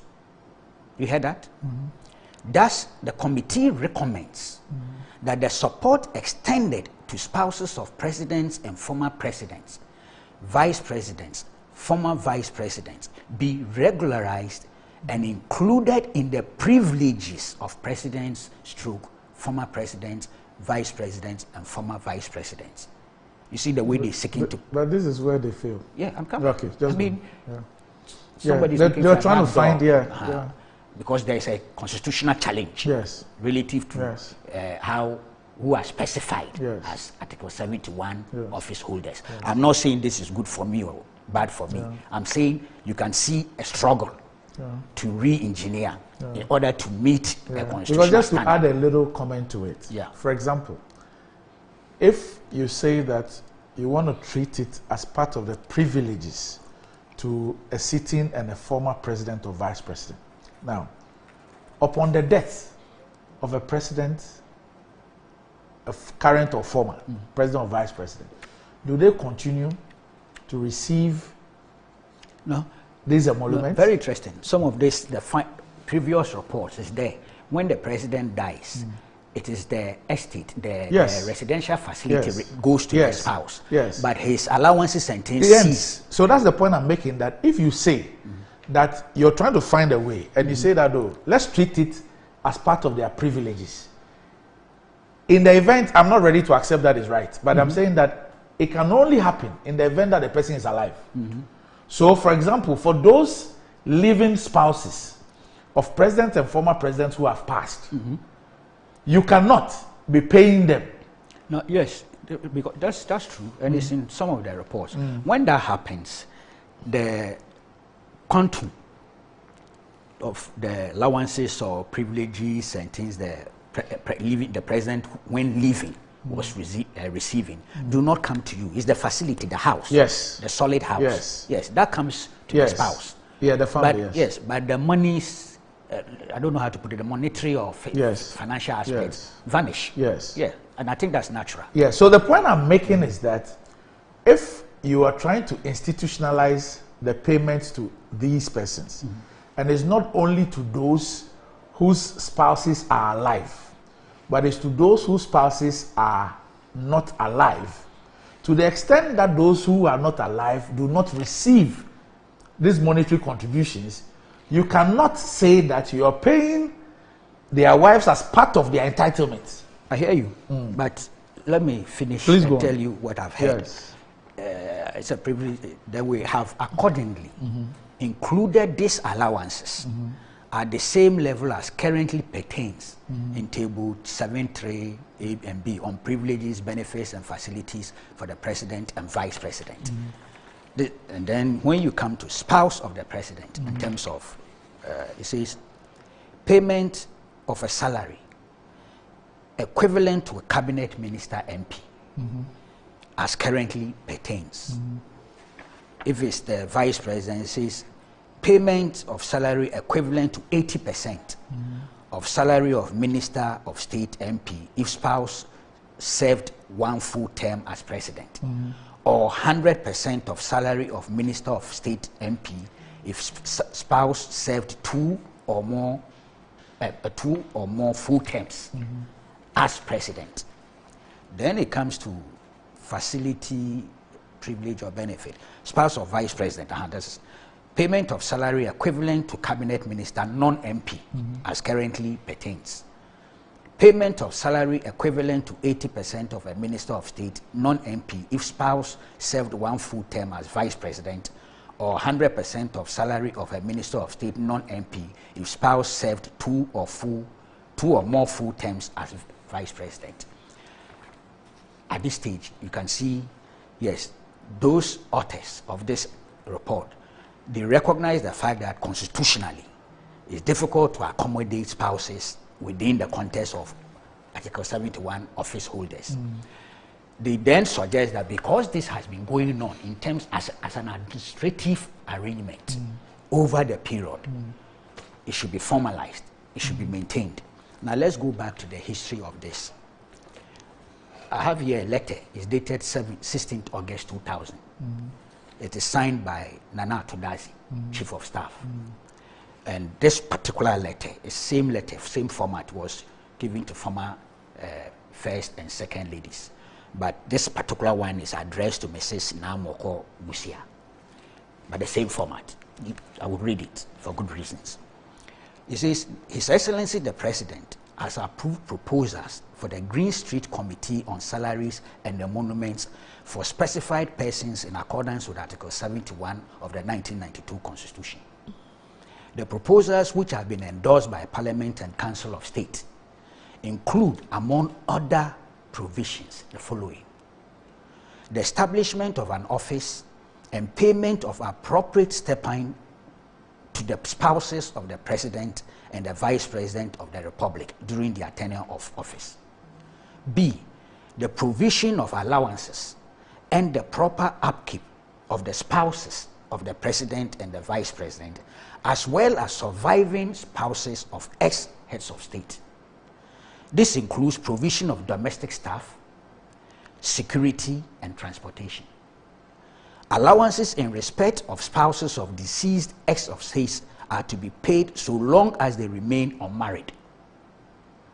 the first and second ladies have accordingly been placed on an appropriate salary scale, effective 7th January 1997. Each beneficiary spouse of an ex-head of state receives the amount of 41,364,716 cedis. That's 4,100 Ghana. Old cedis, to cover the period 7 January 1997 to March 2000. Pursuant to the above, checks have been issued by the Controller and Accountant General to all beneficiaries through the Chief of Staff. These emoluments will be correspondingly adjusted to reflect any general salary review during the period of payment. To facilitate the payment of these stipends, the first and second ladies, together with their surviving spouses, are to submit through the Chief of Staff to the Accountant General the names of their banks and account numbers. Currently, the Chief of Staff Office has processed and paid the benefits to all the beneficiaries who are normally resident in Ghana. The others are being contacted. Meanwhile, the minister responsible for state protocol is to develop guidelines for the provision of appropriate protocol privileges to be accorded to ex-heads of states and or their spouses. Now, Randy, that challenge, so there's a little editing that has to be done with this unprinted one. They said Kufuor began. The truth of the matter is that began before Kufuor, and that's how it's captured here. If you read Atuldazi's letter. If you go to Green Street, 2000 version, the June 2000 version, they recognize the same problem this committee is dealing with. And it says the spouses, functionaries who fall outside Article 71 of the 1992 Constitution. So they recognize that they fall outside. They fall outside. That's even the heading here. It says spouses of heads of state. The committee has noted that approval has been given by the executive for first and second ladies to be provided with the following: office accommodation, running cost of the office, allowances, and that on basis of the level of allowances that will be established for the subsisting first ladies, 75% of those allowances should continue to be paid to the former first lady as long as they remain unmarried. The committee is aware of the important role being played by first and second ladies and their enormous contribution to the socio-economic development of the country. We are, however, constrained in making recommendations in respect of first and second ladies since they are not elected or appointed public office holders in their own right, specifically mentioned under Article 71 of the 1992 Constitution. Correct. Generally, it is expected that first and second ladies will benefit from the estates of their spouses. Correct. You see, the challenge is consistent. Correct. They then end up,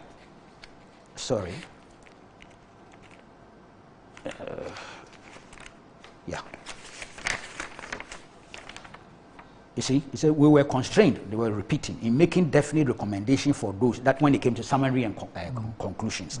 We were constrained in making definite recommendations for those who are not specified under Article 71 of the 1992 Constitution. We are of the opinion that allowances, facilities, and privileges that might be made available to first and second ladies could be determined by the executive or the legislature. Correct. It's the vehicle. So, is the vehicle. Yes. I agree. It's a vehicle. And as I speak to you, as I'm saying, this vehicle, Yes. and I suspect, you see, Parliament, when they are dealing with this report, it's the committee of the whole. The committee of the whole, it's, unless the Speaker allows for public recording and subsequent capturing of it in the Hansard, it's hardly, it comes out. True. Now, from what I'm hearing, is that it is now the question of how to craft, because you already you saw a challenge here. Yes, yes. So, in natural fact, in principle, they've agreed. This committee, this 2016 one, this is what they said. They all face that same challenge. It says benefits of spouses of former presidents. The existing administrative arrangements for the payment of benefits to spouses of former presidents should be formalized. Now, the question is, how do you formalize it? Yeah, which vehicle do you use? Through executive power. Yes, which is what has been largely done in the Fourth Republic. In the Fourth Republic. Yes. Yeah, but that is the point I'm making. So you see, first we have to be fair, and you've done that, to draw the point that, look, this is nothing new. Yeah. So we should not attempt to make it look as if it began only yesterday. Yes. It's been there.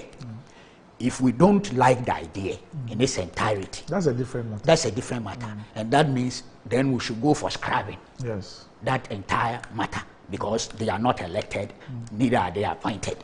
Okay? But I think we should be fair with the records and say, look, we've lived with this matter. I, in principle, have absolutely nothing against it. I have to be honest with you. Indeed, I endorse it. But how to do it is where we have reached. Yes. I read people who are saying that, look, bring a bill to Parliament.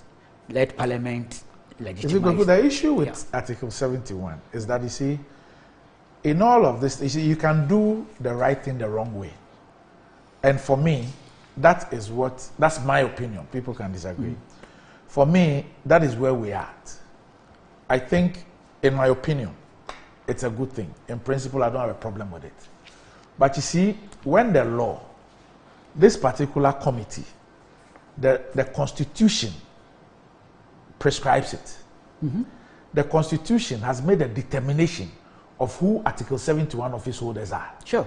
And the Constitution is clear on what this committee is supposed to do. Yes. Now, the Article 71 office holders also have responsibilities. Yes.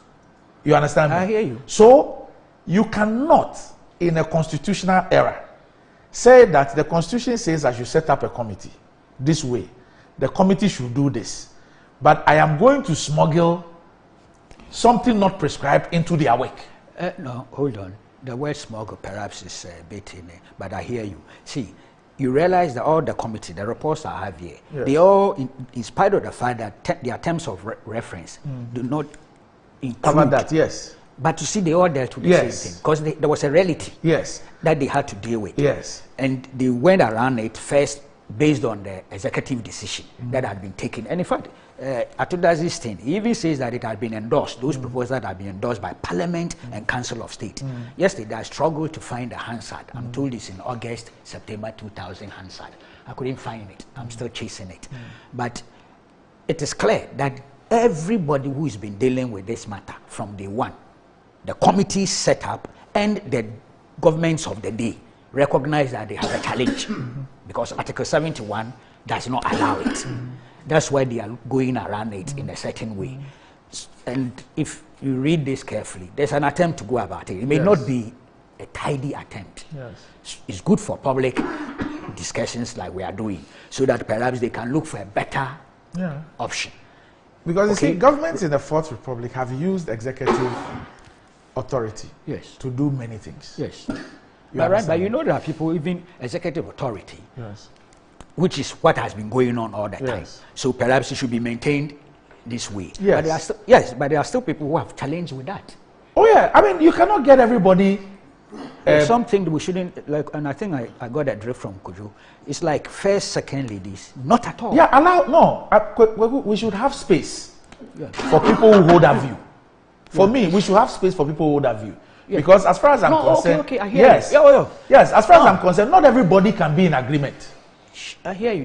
But you know my attitude. Yes, why not? So those who think that there is no basis and would want to use examples of other jurisdictions, they should be allowed to come. They are entitled to, and they can talk. So they can even go to court. If at any point in time a person is clothed with executive authority and they believe that, look, this is what must be done, and we're doing it, because you see, in the absence of this particular approval we're talking about, that thing has been going on. You get me? It's been going on. It's been going on because it's been going on the basis that there is executive authority to do so. Executive approval. But the point is that if the Constitution says that set up a committee, and they've told you how to set up the committee upon the advice or in consultation with the Council of State, and they are to determine emoluments for Article 71 office holders, and the Constitution defines and determines who Article 71 office holders are. Yeah, but I hear you, and they also recognize that challenge. Yeah, so I'm saying that yes, there is and a so challenge. They are looking for. Yeah, I'm saying that there's a challenge, but your vehicle is not the prescribed vehicle to deal with it. Yes. So don't create that obstacle. Yes, but you see, then it comes back to Parliament, isn't it? Because if you are the way it's been crafted here, that it will be added to the privileges and facilities of president and vice president. That's what they are doing here. Yeah. And so again, it means that they are finding a way around that constitutional obstacle. And then when they go further, they compound the challenge they have. You see, but I'm trying to make yes. the point that it's up to Parliament. Yes.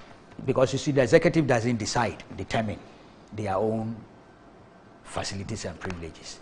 I think we know that. Yes. That's right knowledge. Yes. So it's up to Parliament. And that's why I'm told that there's a little challenge, because I think there was a back and forth within Parliament itself as to how best to craft this. I'm not sure there's any parliamentarian out there who will be prepared to speak to this matter in terms of how they are going to go about it. I don't think so, because it doesn't look as if they have, finalized the way it should be captured, even though there's an approval in principle from what I hear. The challenge that you have articulated so clearly here is appreciated by them.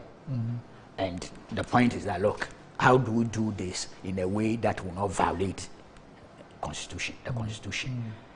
Because already we are doing it.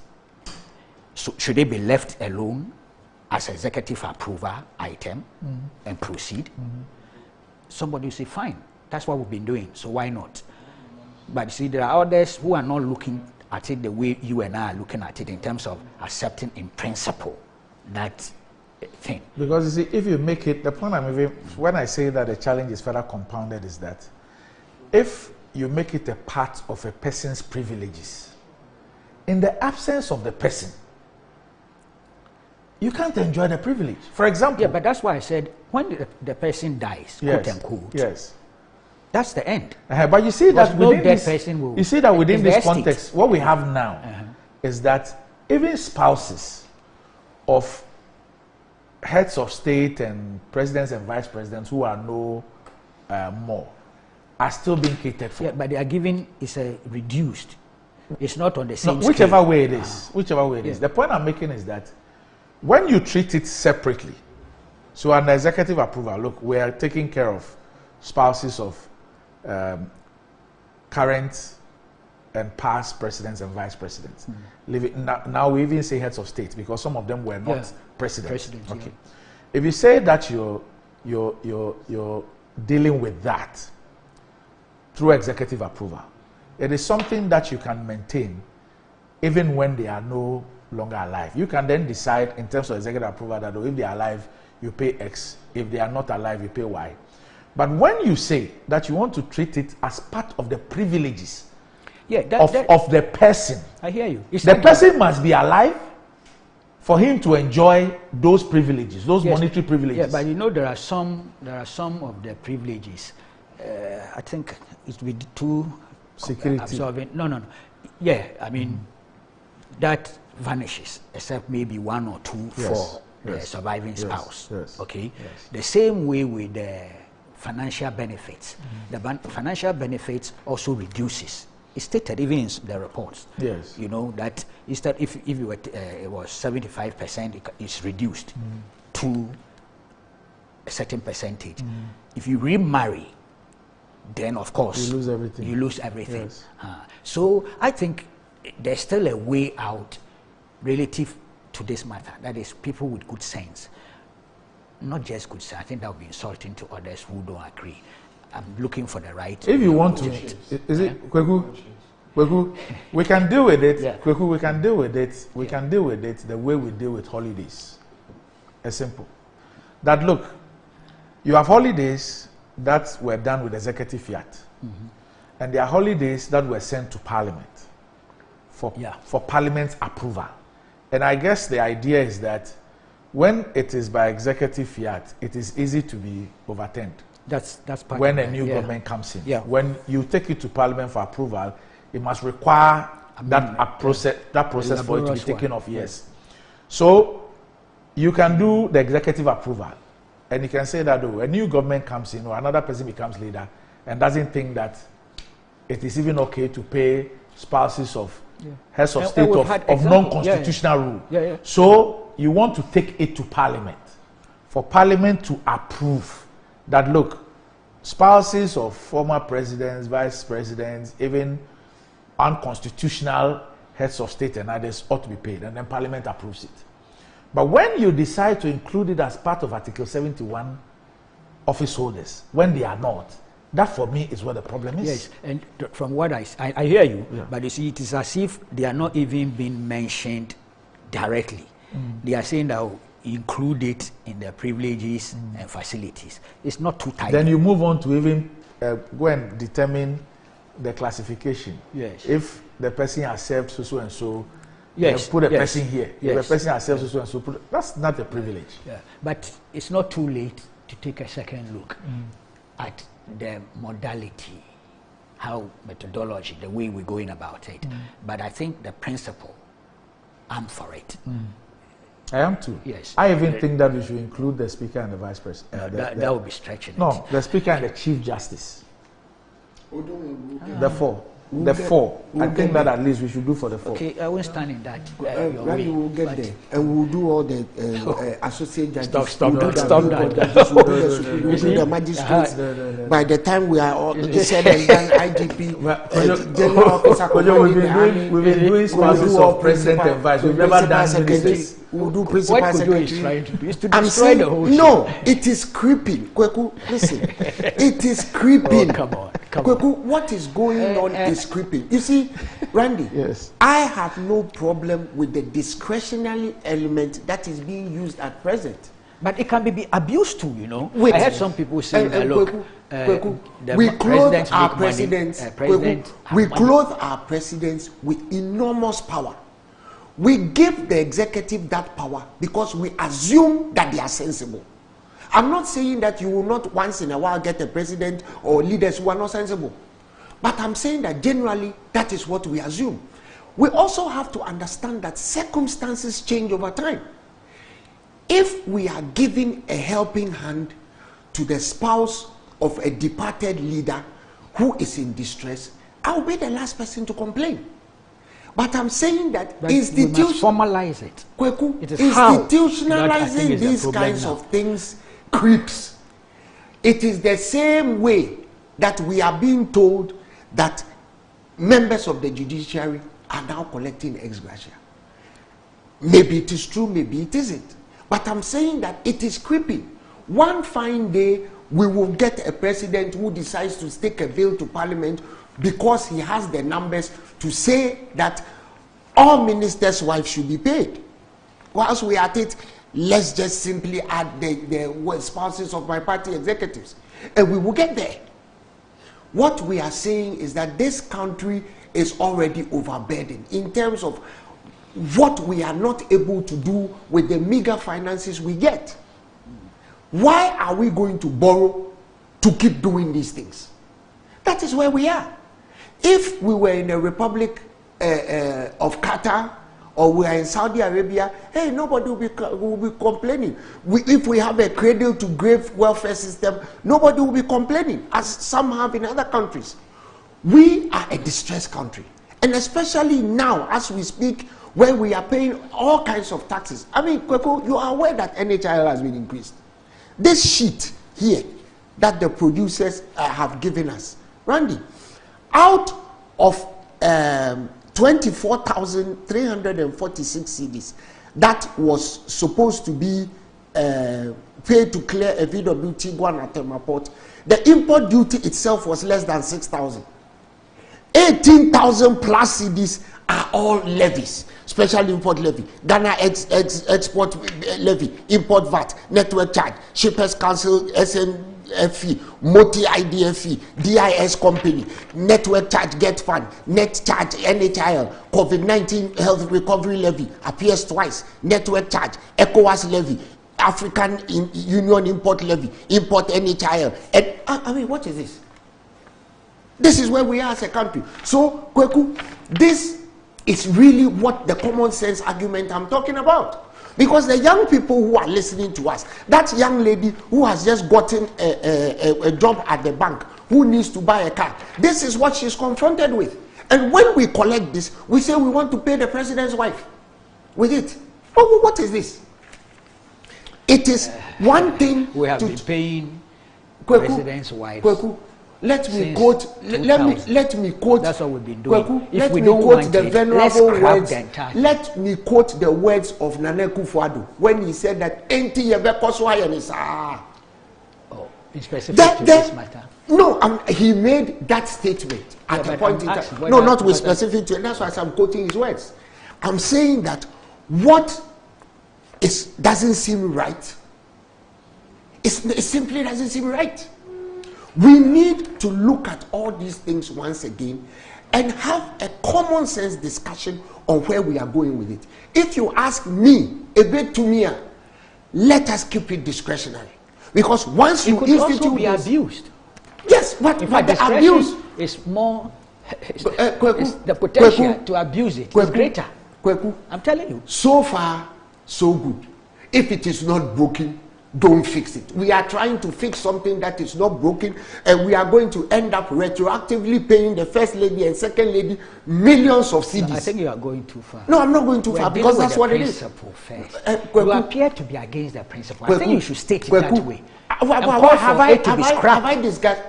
No, I am not against. Listen, once again, let me explain where I am. Okay.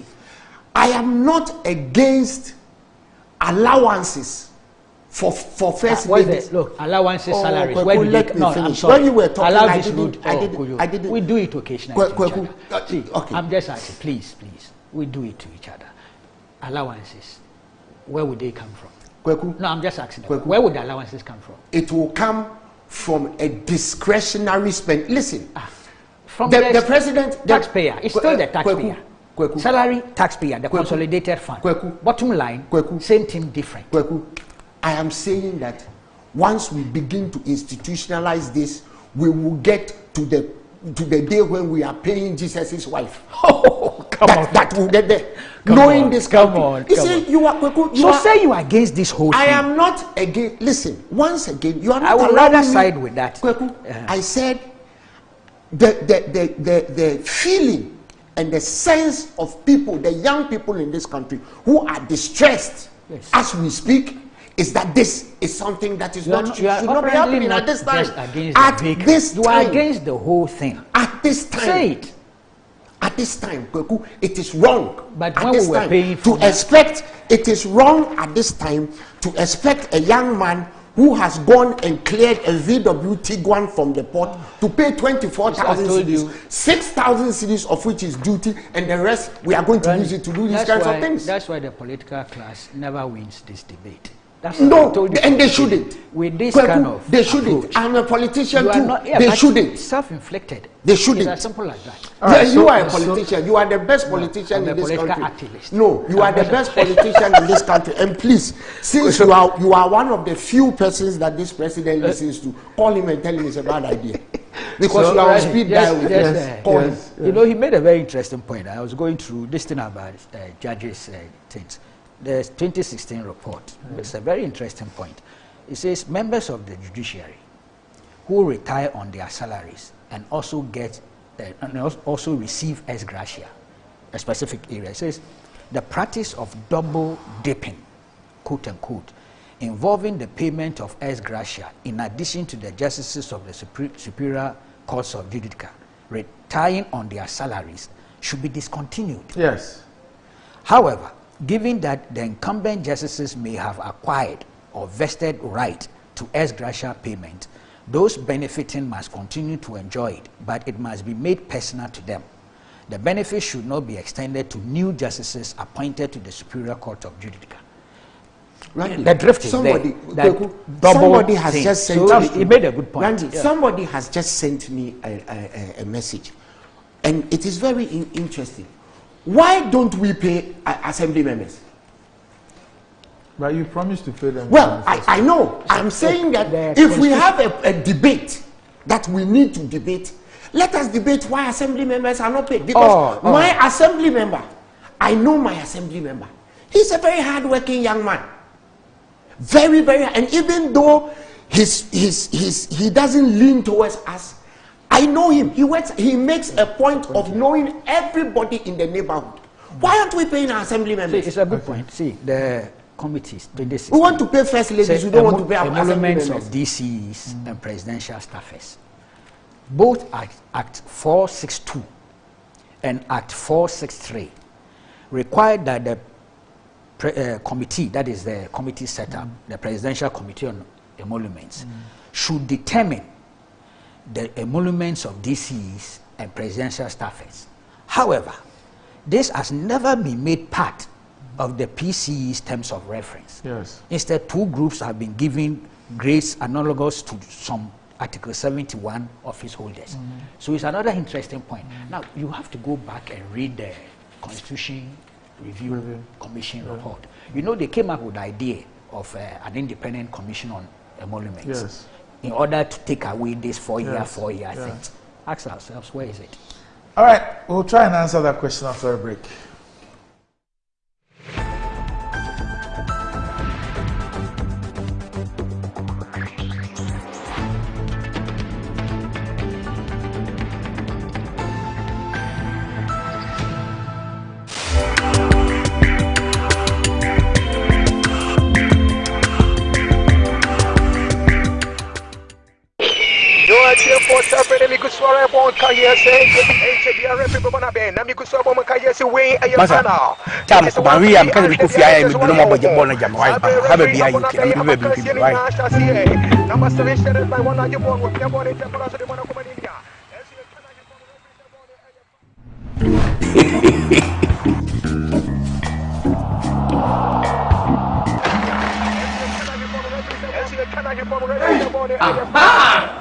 Logo the bottom. Wait, you say 80 local channels na mo hero. And so pictures here clear. E 5 times better. As other channels that go be show hormone. So when I mention mon tram rock why.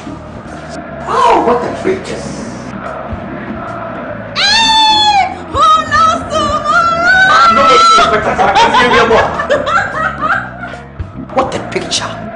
What do AD plus decoder or multi TV and now natural agent PR natural local channels now HD the here so better star 879 hash numbers from people box and now the advert AD channels now you can get an HD Plus decoder from now till the 9th of August for just $89.99 Ghana cedis and enjoy 3 months free subscription. Enjoy all the excitement and live sports action in the HD Plus Air Bustle Feely promo. Promo lasts from 7th June to 9th August 2021. Visit hd-plus.com.gh or call 024-243-9872 for more info.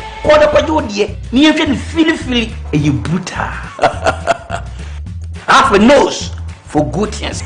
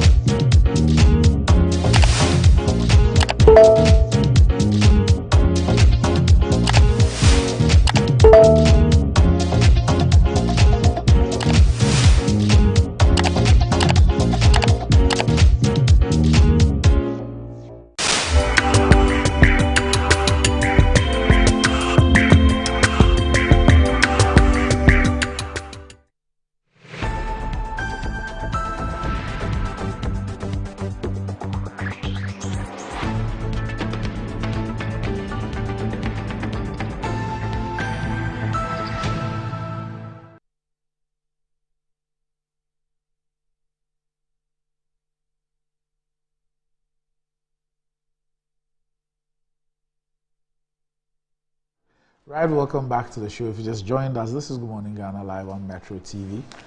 Still with me on the show, Kojo Chumboafo and Abdul Malik Kwekubako. Now, Dr. Kingsley Nyakun, MP for Kwadaso, he says that what Professor Yainti Amwabuedu's committee has done is to deal with a persistent challenge of how to regularize some compensations for spouses of our first and second gentlemen. In fact, we know what they do. Prof, who's one of the best researchers and grant-seeking academics, obviously going through the previous report, saw the gap and decided to close it. The decision was not the president, but the committees. Doc, I disagree with you. The committee only recommended. You're not bound by it. Says, I suggest we look at the relevance of the recommendation, its justification, and make a determination of its acceptance or otherwise. For me, it's progressive. And is Kingsley Nyakun saying that the professor did not recognize her terms of reference? No, that's not what he's saying. He says that but they that's recognize it's Parliament that will have to approve or disapprove. Yeah. Dr. Kingsley Nyakun, incidentally, is burying his dad this weekend. Condolences. Yes. Condolences. This weekend, yes. So from Saturday, will be laid in state at the Trinity Presbyterian Church, Kwadaso, and there's a burial service at the same church. So it starts at 5 a.m. and then the interment is at Kwewu Kwaman in the Eastern region. And the final funeral rites will be at the Christ Apostolic University College. That's all on Saturday. And then on Sunday, the 11th of July, there'll be a Thanksgiving service at the Trinity Presbyterian Church, Kwadaso, at 9 a.m. and a family gathering at the Christ Apostolic University College. And it says all COVID-19 protocols will be observed. So ex-sergeant Emmanuel Bamfo Nyakun, he was age 74. Condolences. Condolences. Now, Gwegu, what did you do for Coleman, Robert Coleman? What did I do for him? Yes, he's asking me to thank you. And that he met you a few days ago and you did something which was phenomenal. Oh, no, we met. It's not public record. Okay. No, but we met. But he gives me a gist. He says, no wonder you support payment to spouses in principle. So that gives me an idea. Okay. But he's been very helpful. Yes. You know, he's been very helpful in terms of spraying, you know. Yeah. Occasionally, just on his own, he would call and ask if I have any challenges with insects and things in the house. We send people out there to spray. He's a fantastic gentleman. Robert, me too, I didn't hear. If you need me too, my house, to be sprayed, we share. No, on his own, no, with that accent. That's him. I mean, it comes naturally. So that's him. Okay, I'm just trying to look at something. So, Randy, what if you are not married? You're president, you are not married. So, if you are not married, you are not married. Yeah, you want us to pay girlfriends? You have a few girlfriends. You see, that is where I'm going. This man. That is where I'm going. He does that to destroy the whole thing in principle. You need to if you look at the thing, what it says is that if you're a spouse whose husband dies, if you want to enjoy it, you shouldn't stay as a side chick. Now I'm going to throw another one in. Okay. That one might end up closing the show. So what if I'm a president who is gay?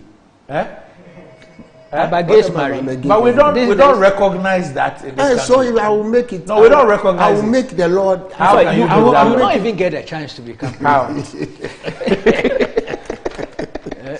Anyway, I was going to say sorry. I've been cautioned. I think it's in Luxembourg that we have a gay president and his partner. Yes. And in the US, a few mayors, United States Transportation Secretaries. Yes. I've been advised not to say this madness or lunacy, so I won't. Okay, well, you just said it. Well, it's. I think the debate on that is still out there. You can cite people against them. So I used to react that way, that these are lunatics, but you need to be careful. Yeah, you are inciting people. You need to be careful. But Randy, how? How? Because I was going to ask you a question. What's it about your paper and land disputes? Problematic. Is that a new focus of your paper? No, it's been going on for a while. You remember even when we were on the old side? Yes. Yes, and I get a lot of reports and not good enough. So every day I take your paper and there's one chieftaincy or land dispute. Why? Both, you know. It's a sign of the malaise in this country. Yeah, apart from that, anyway, it's not fair to my editors. Yes. But it's worrying because I get all sorts of reports, complaints and things. Indeed, we have 2 or 3 even in court, you know. I'm trying to negotiate a deal out of the place. I really do understand it. Yeah. It's like we are specializing in that area. You know, I suspect also. Because for you know, in a bit I thought that maybe you were trying to shift your focus or try and focus a bit on those issues. Because I found it quite.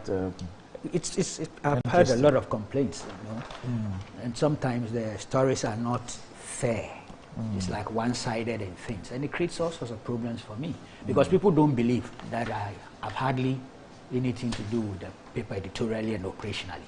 They still come to me, so occasionally I have to call the editors and intervene, do some thing. But it's a real problem for me. Yesterday I saw you now edit. I can't. It's too late. I'm 5 years now. I haven't worked. You edit yourself. The man himself needs an editor. Yes, he edits himself. I saw something yesterday from your youth wing that they're going on a demonstration over the salary to the spouses. I haven't heard. Yeah, I heard it on air. I saw something like that. I haven't heard. Okay. Have they studied the whole thing? They should get all the full remit. Maybe it's about the constitutionality. Okay. Which means their focus is on the latest twist in terms of the vehicle. Yes. You know, I think it can be resolved. So when are we going to get to pay in the media commission? Paying what? The media commission. We pay them? We pay them. And their wives. Oh. Why media commission? You see what is the mischief? Why media commission? Randy, we will get there. It's that point he was making. But are they not? We can grandfather them into Article 71. Grandfather them into Article 71. Oh, yeah, just be mischievous. No, I am. But I am trying to lay down.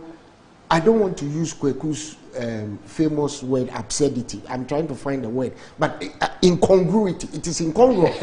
Okay. What they are doing is incongruous. So Kakre Samwa, the lawyer, the director of communication of the NDC, says, I agree with your point that a system of paying wives of specified Article 71 appointees ought not to be imported into the privileges of the president and the vice president.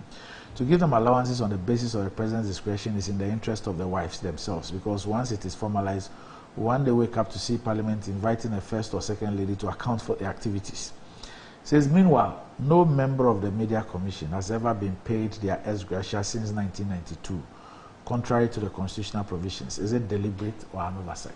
That's very interesting. I had no idea. And they haven't demanded it. They haven't made any interventions. Wow. And Dr. Manche Bruce II, he's not a doctor. So. Yeah, he says that I'm seriously disappointed in our members of parliament. They are the ones to blame, not the committee that made the recommendations. So that's his view on the matter. And if Manche Bruce agrees with me. So Baba Epokwasi says if that Manche Bruce so agrees if with we me, get a Muslim president who has 8 wives, all of them will benefit from this allowance. You're entitled to choose one. If Sir Obama agrees with me, Manche Bruce agrees with me. But this debate, as I'm saying, you see how anachronistic it is? Cannot win. Why do we want to institutionalize the payment of salaries to spouses of heads of state? Does the state have a contract with them? In what way have they been employed by the state for them to receiving salaries? Are we paying them for being spouses of the heads of state, for helping their husbands and wives, or what? Who says the spouses of civil servants don't help their husbands and wives?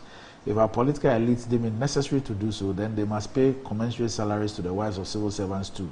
I can't think far. That's Eben from Then let's say scrap the whole thing. That's zero option. Spousally transmitted salaries should not happen. I like that. I really like that. Sexually I said spousal. Spousal. I like that. If you wanted to use the other S word, you can add that to 1A. STS. Sexually transmitted salaries or spousally transmitted salaries. It just shouldn't happen. I said it's so. A Let's cut it out there. Kweku, it's a slippery slope. Go back. It is just a slippery slope. We shouldn't go on. So your recommendation another is thing that we have, Randy, why don't you want to say that? In your all our discussion, there's one thing we haven't discussed, and I'm just going to bring that to the fore. How are they accountable to what we are paying for? If a president, but they have offices. No, if a president misbehaves, we can sack him. Am I lying? Yes. Or be difficult. Yes. If a justice of the Supreme Court misbehaves, we can sack him. If a minister misbehaves, if a spouse misbehaves, how can we sack him? That's why I raised the issue of adding them to Article 71. Because for Article 71, how are they accountable to the state? They also have state? responsibilities. For example, declaration of assets. Yeah. All Article 71 office holders, by virtue of the civil society has been agitating that when they declare, they should also declare their spouse. Yeah, but we have not. That comes with the asset declaration regime. So the point is that if you decide to bring them under Article 72, Article 71, are you going to subject them? Are they going to be subjected to the same kind of scrutiny and responsibilities of Article 71 of this? I hear you, but as I read the thing, which is still problematic anyway, is that they are not being mentioned specific, in terms of as if the Article 71 office holders. They are not being mentioned in that sense. There's a recognition that they are not. And that so why did the committee stray there? It's all outside the their terms of reference. There by looking at it and saying that, look, we are not able to recommend because they are not part of Article 71. Yet we should be realistic to find some dispensation for them. That has been the challenge. Maybe this is not the right prescription. Yes. Please, what about ex-CEOs? That's why I keep speaking about what the about ex-CEOs? The vehicle. Yes. Kudo is not looking at only the vehicle. He has a different. He wants a totally zero option. Ex-CEOs. Okay. You want your wife to be paid? No, me first. Okay. All right. So, Charles, the should go of the Daily Guide. He says, let's grab this whole thing and have some peace of mind. The national budget is already overburdened, as well as the taxpayer, including you and I. You see the people who are agreeing with me. Charles Techibuedu is agreeing with me. Mancha Boots is agreeing with me. Sir Obama is agreeing with me. And the NDC people have even begun to talk. See, this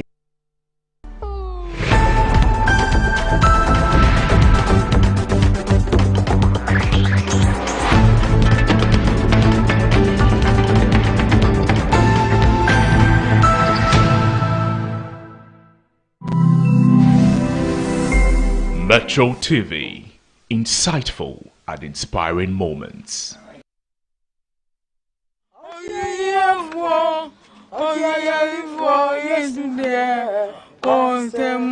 Hallelujah. Hallelujah.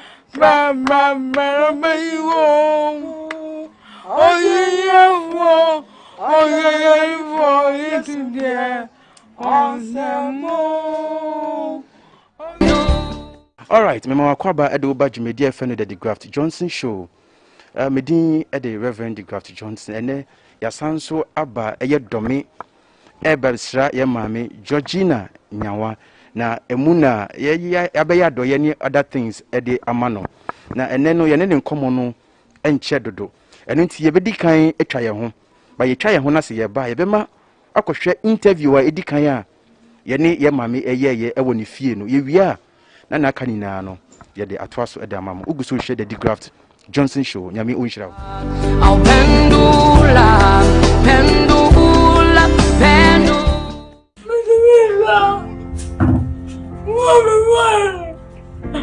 And when you get there, there's a hand to hold.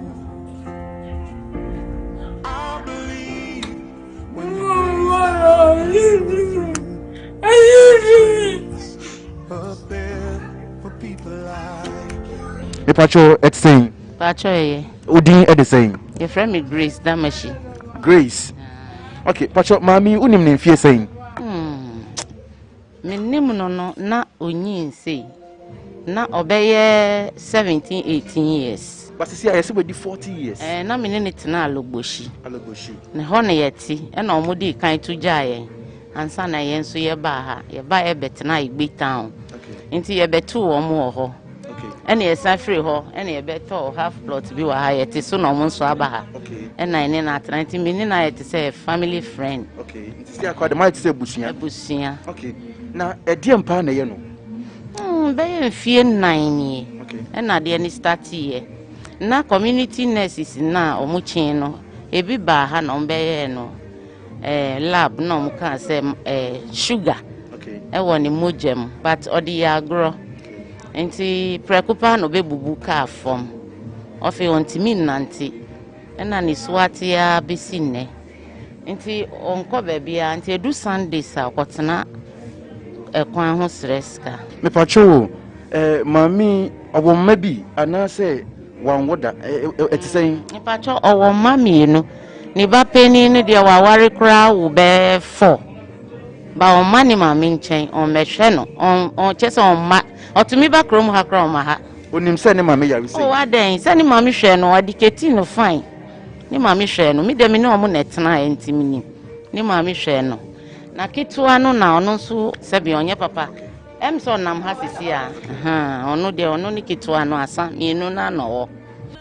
You sure say we hunu baby order. Hwene dem oni mpa wo. Oni babia order. Nti babia hunu ye no ehwa na adesa wachia ne ho ato na wada. Mesre emwa ben ne betumi aye ede aboa ye maami.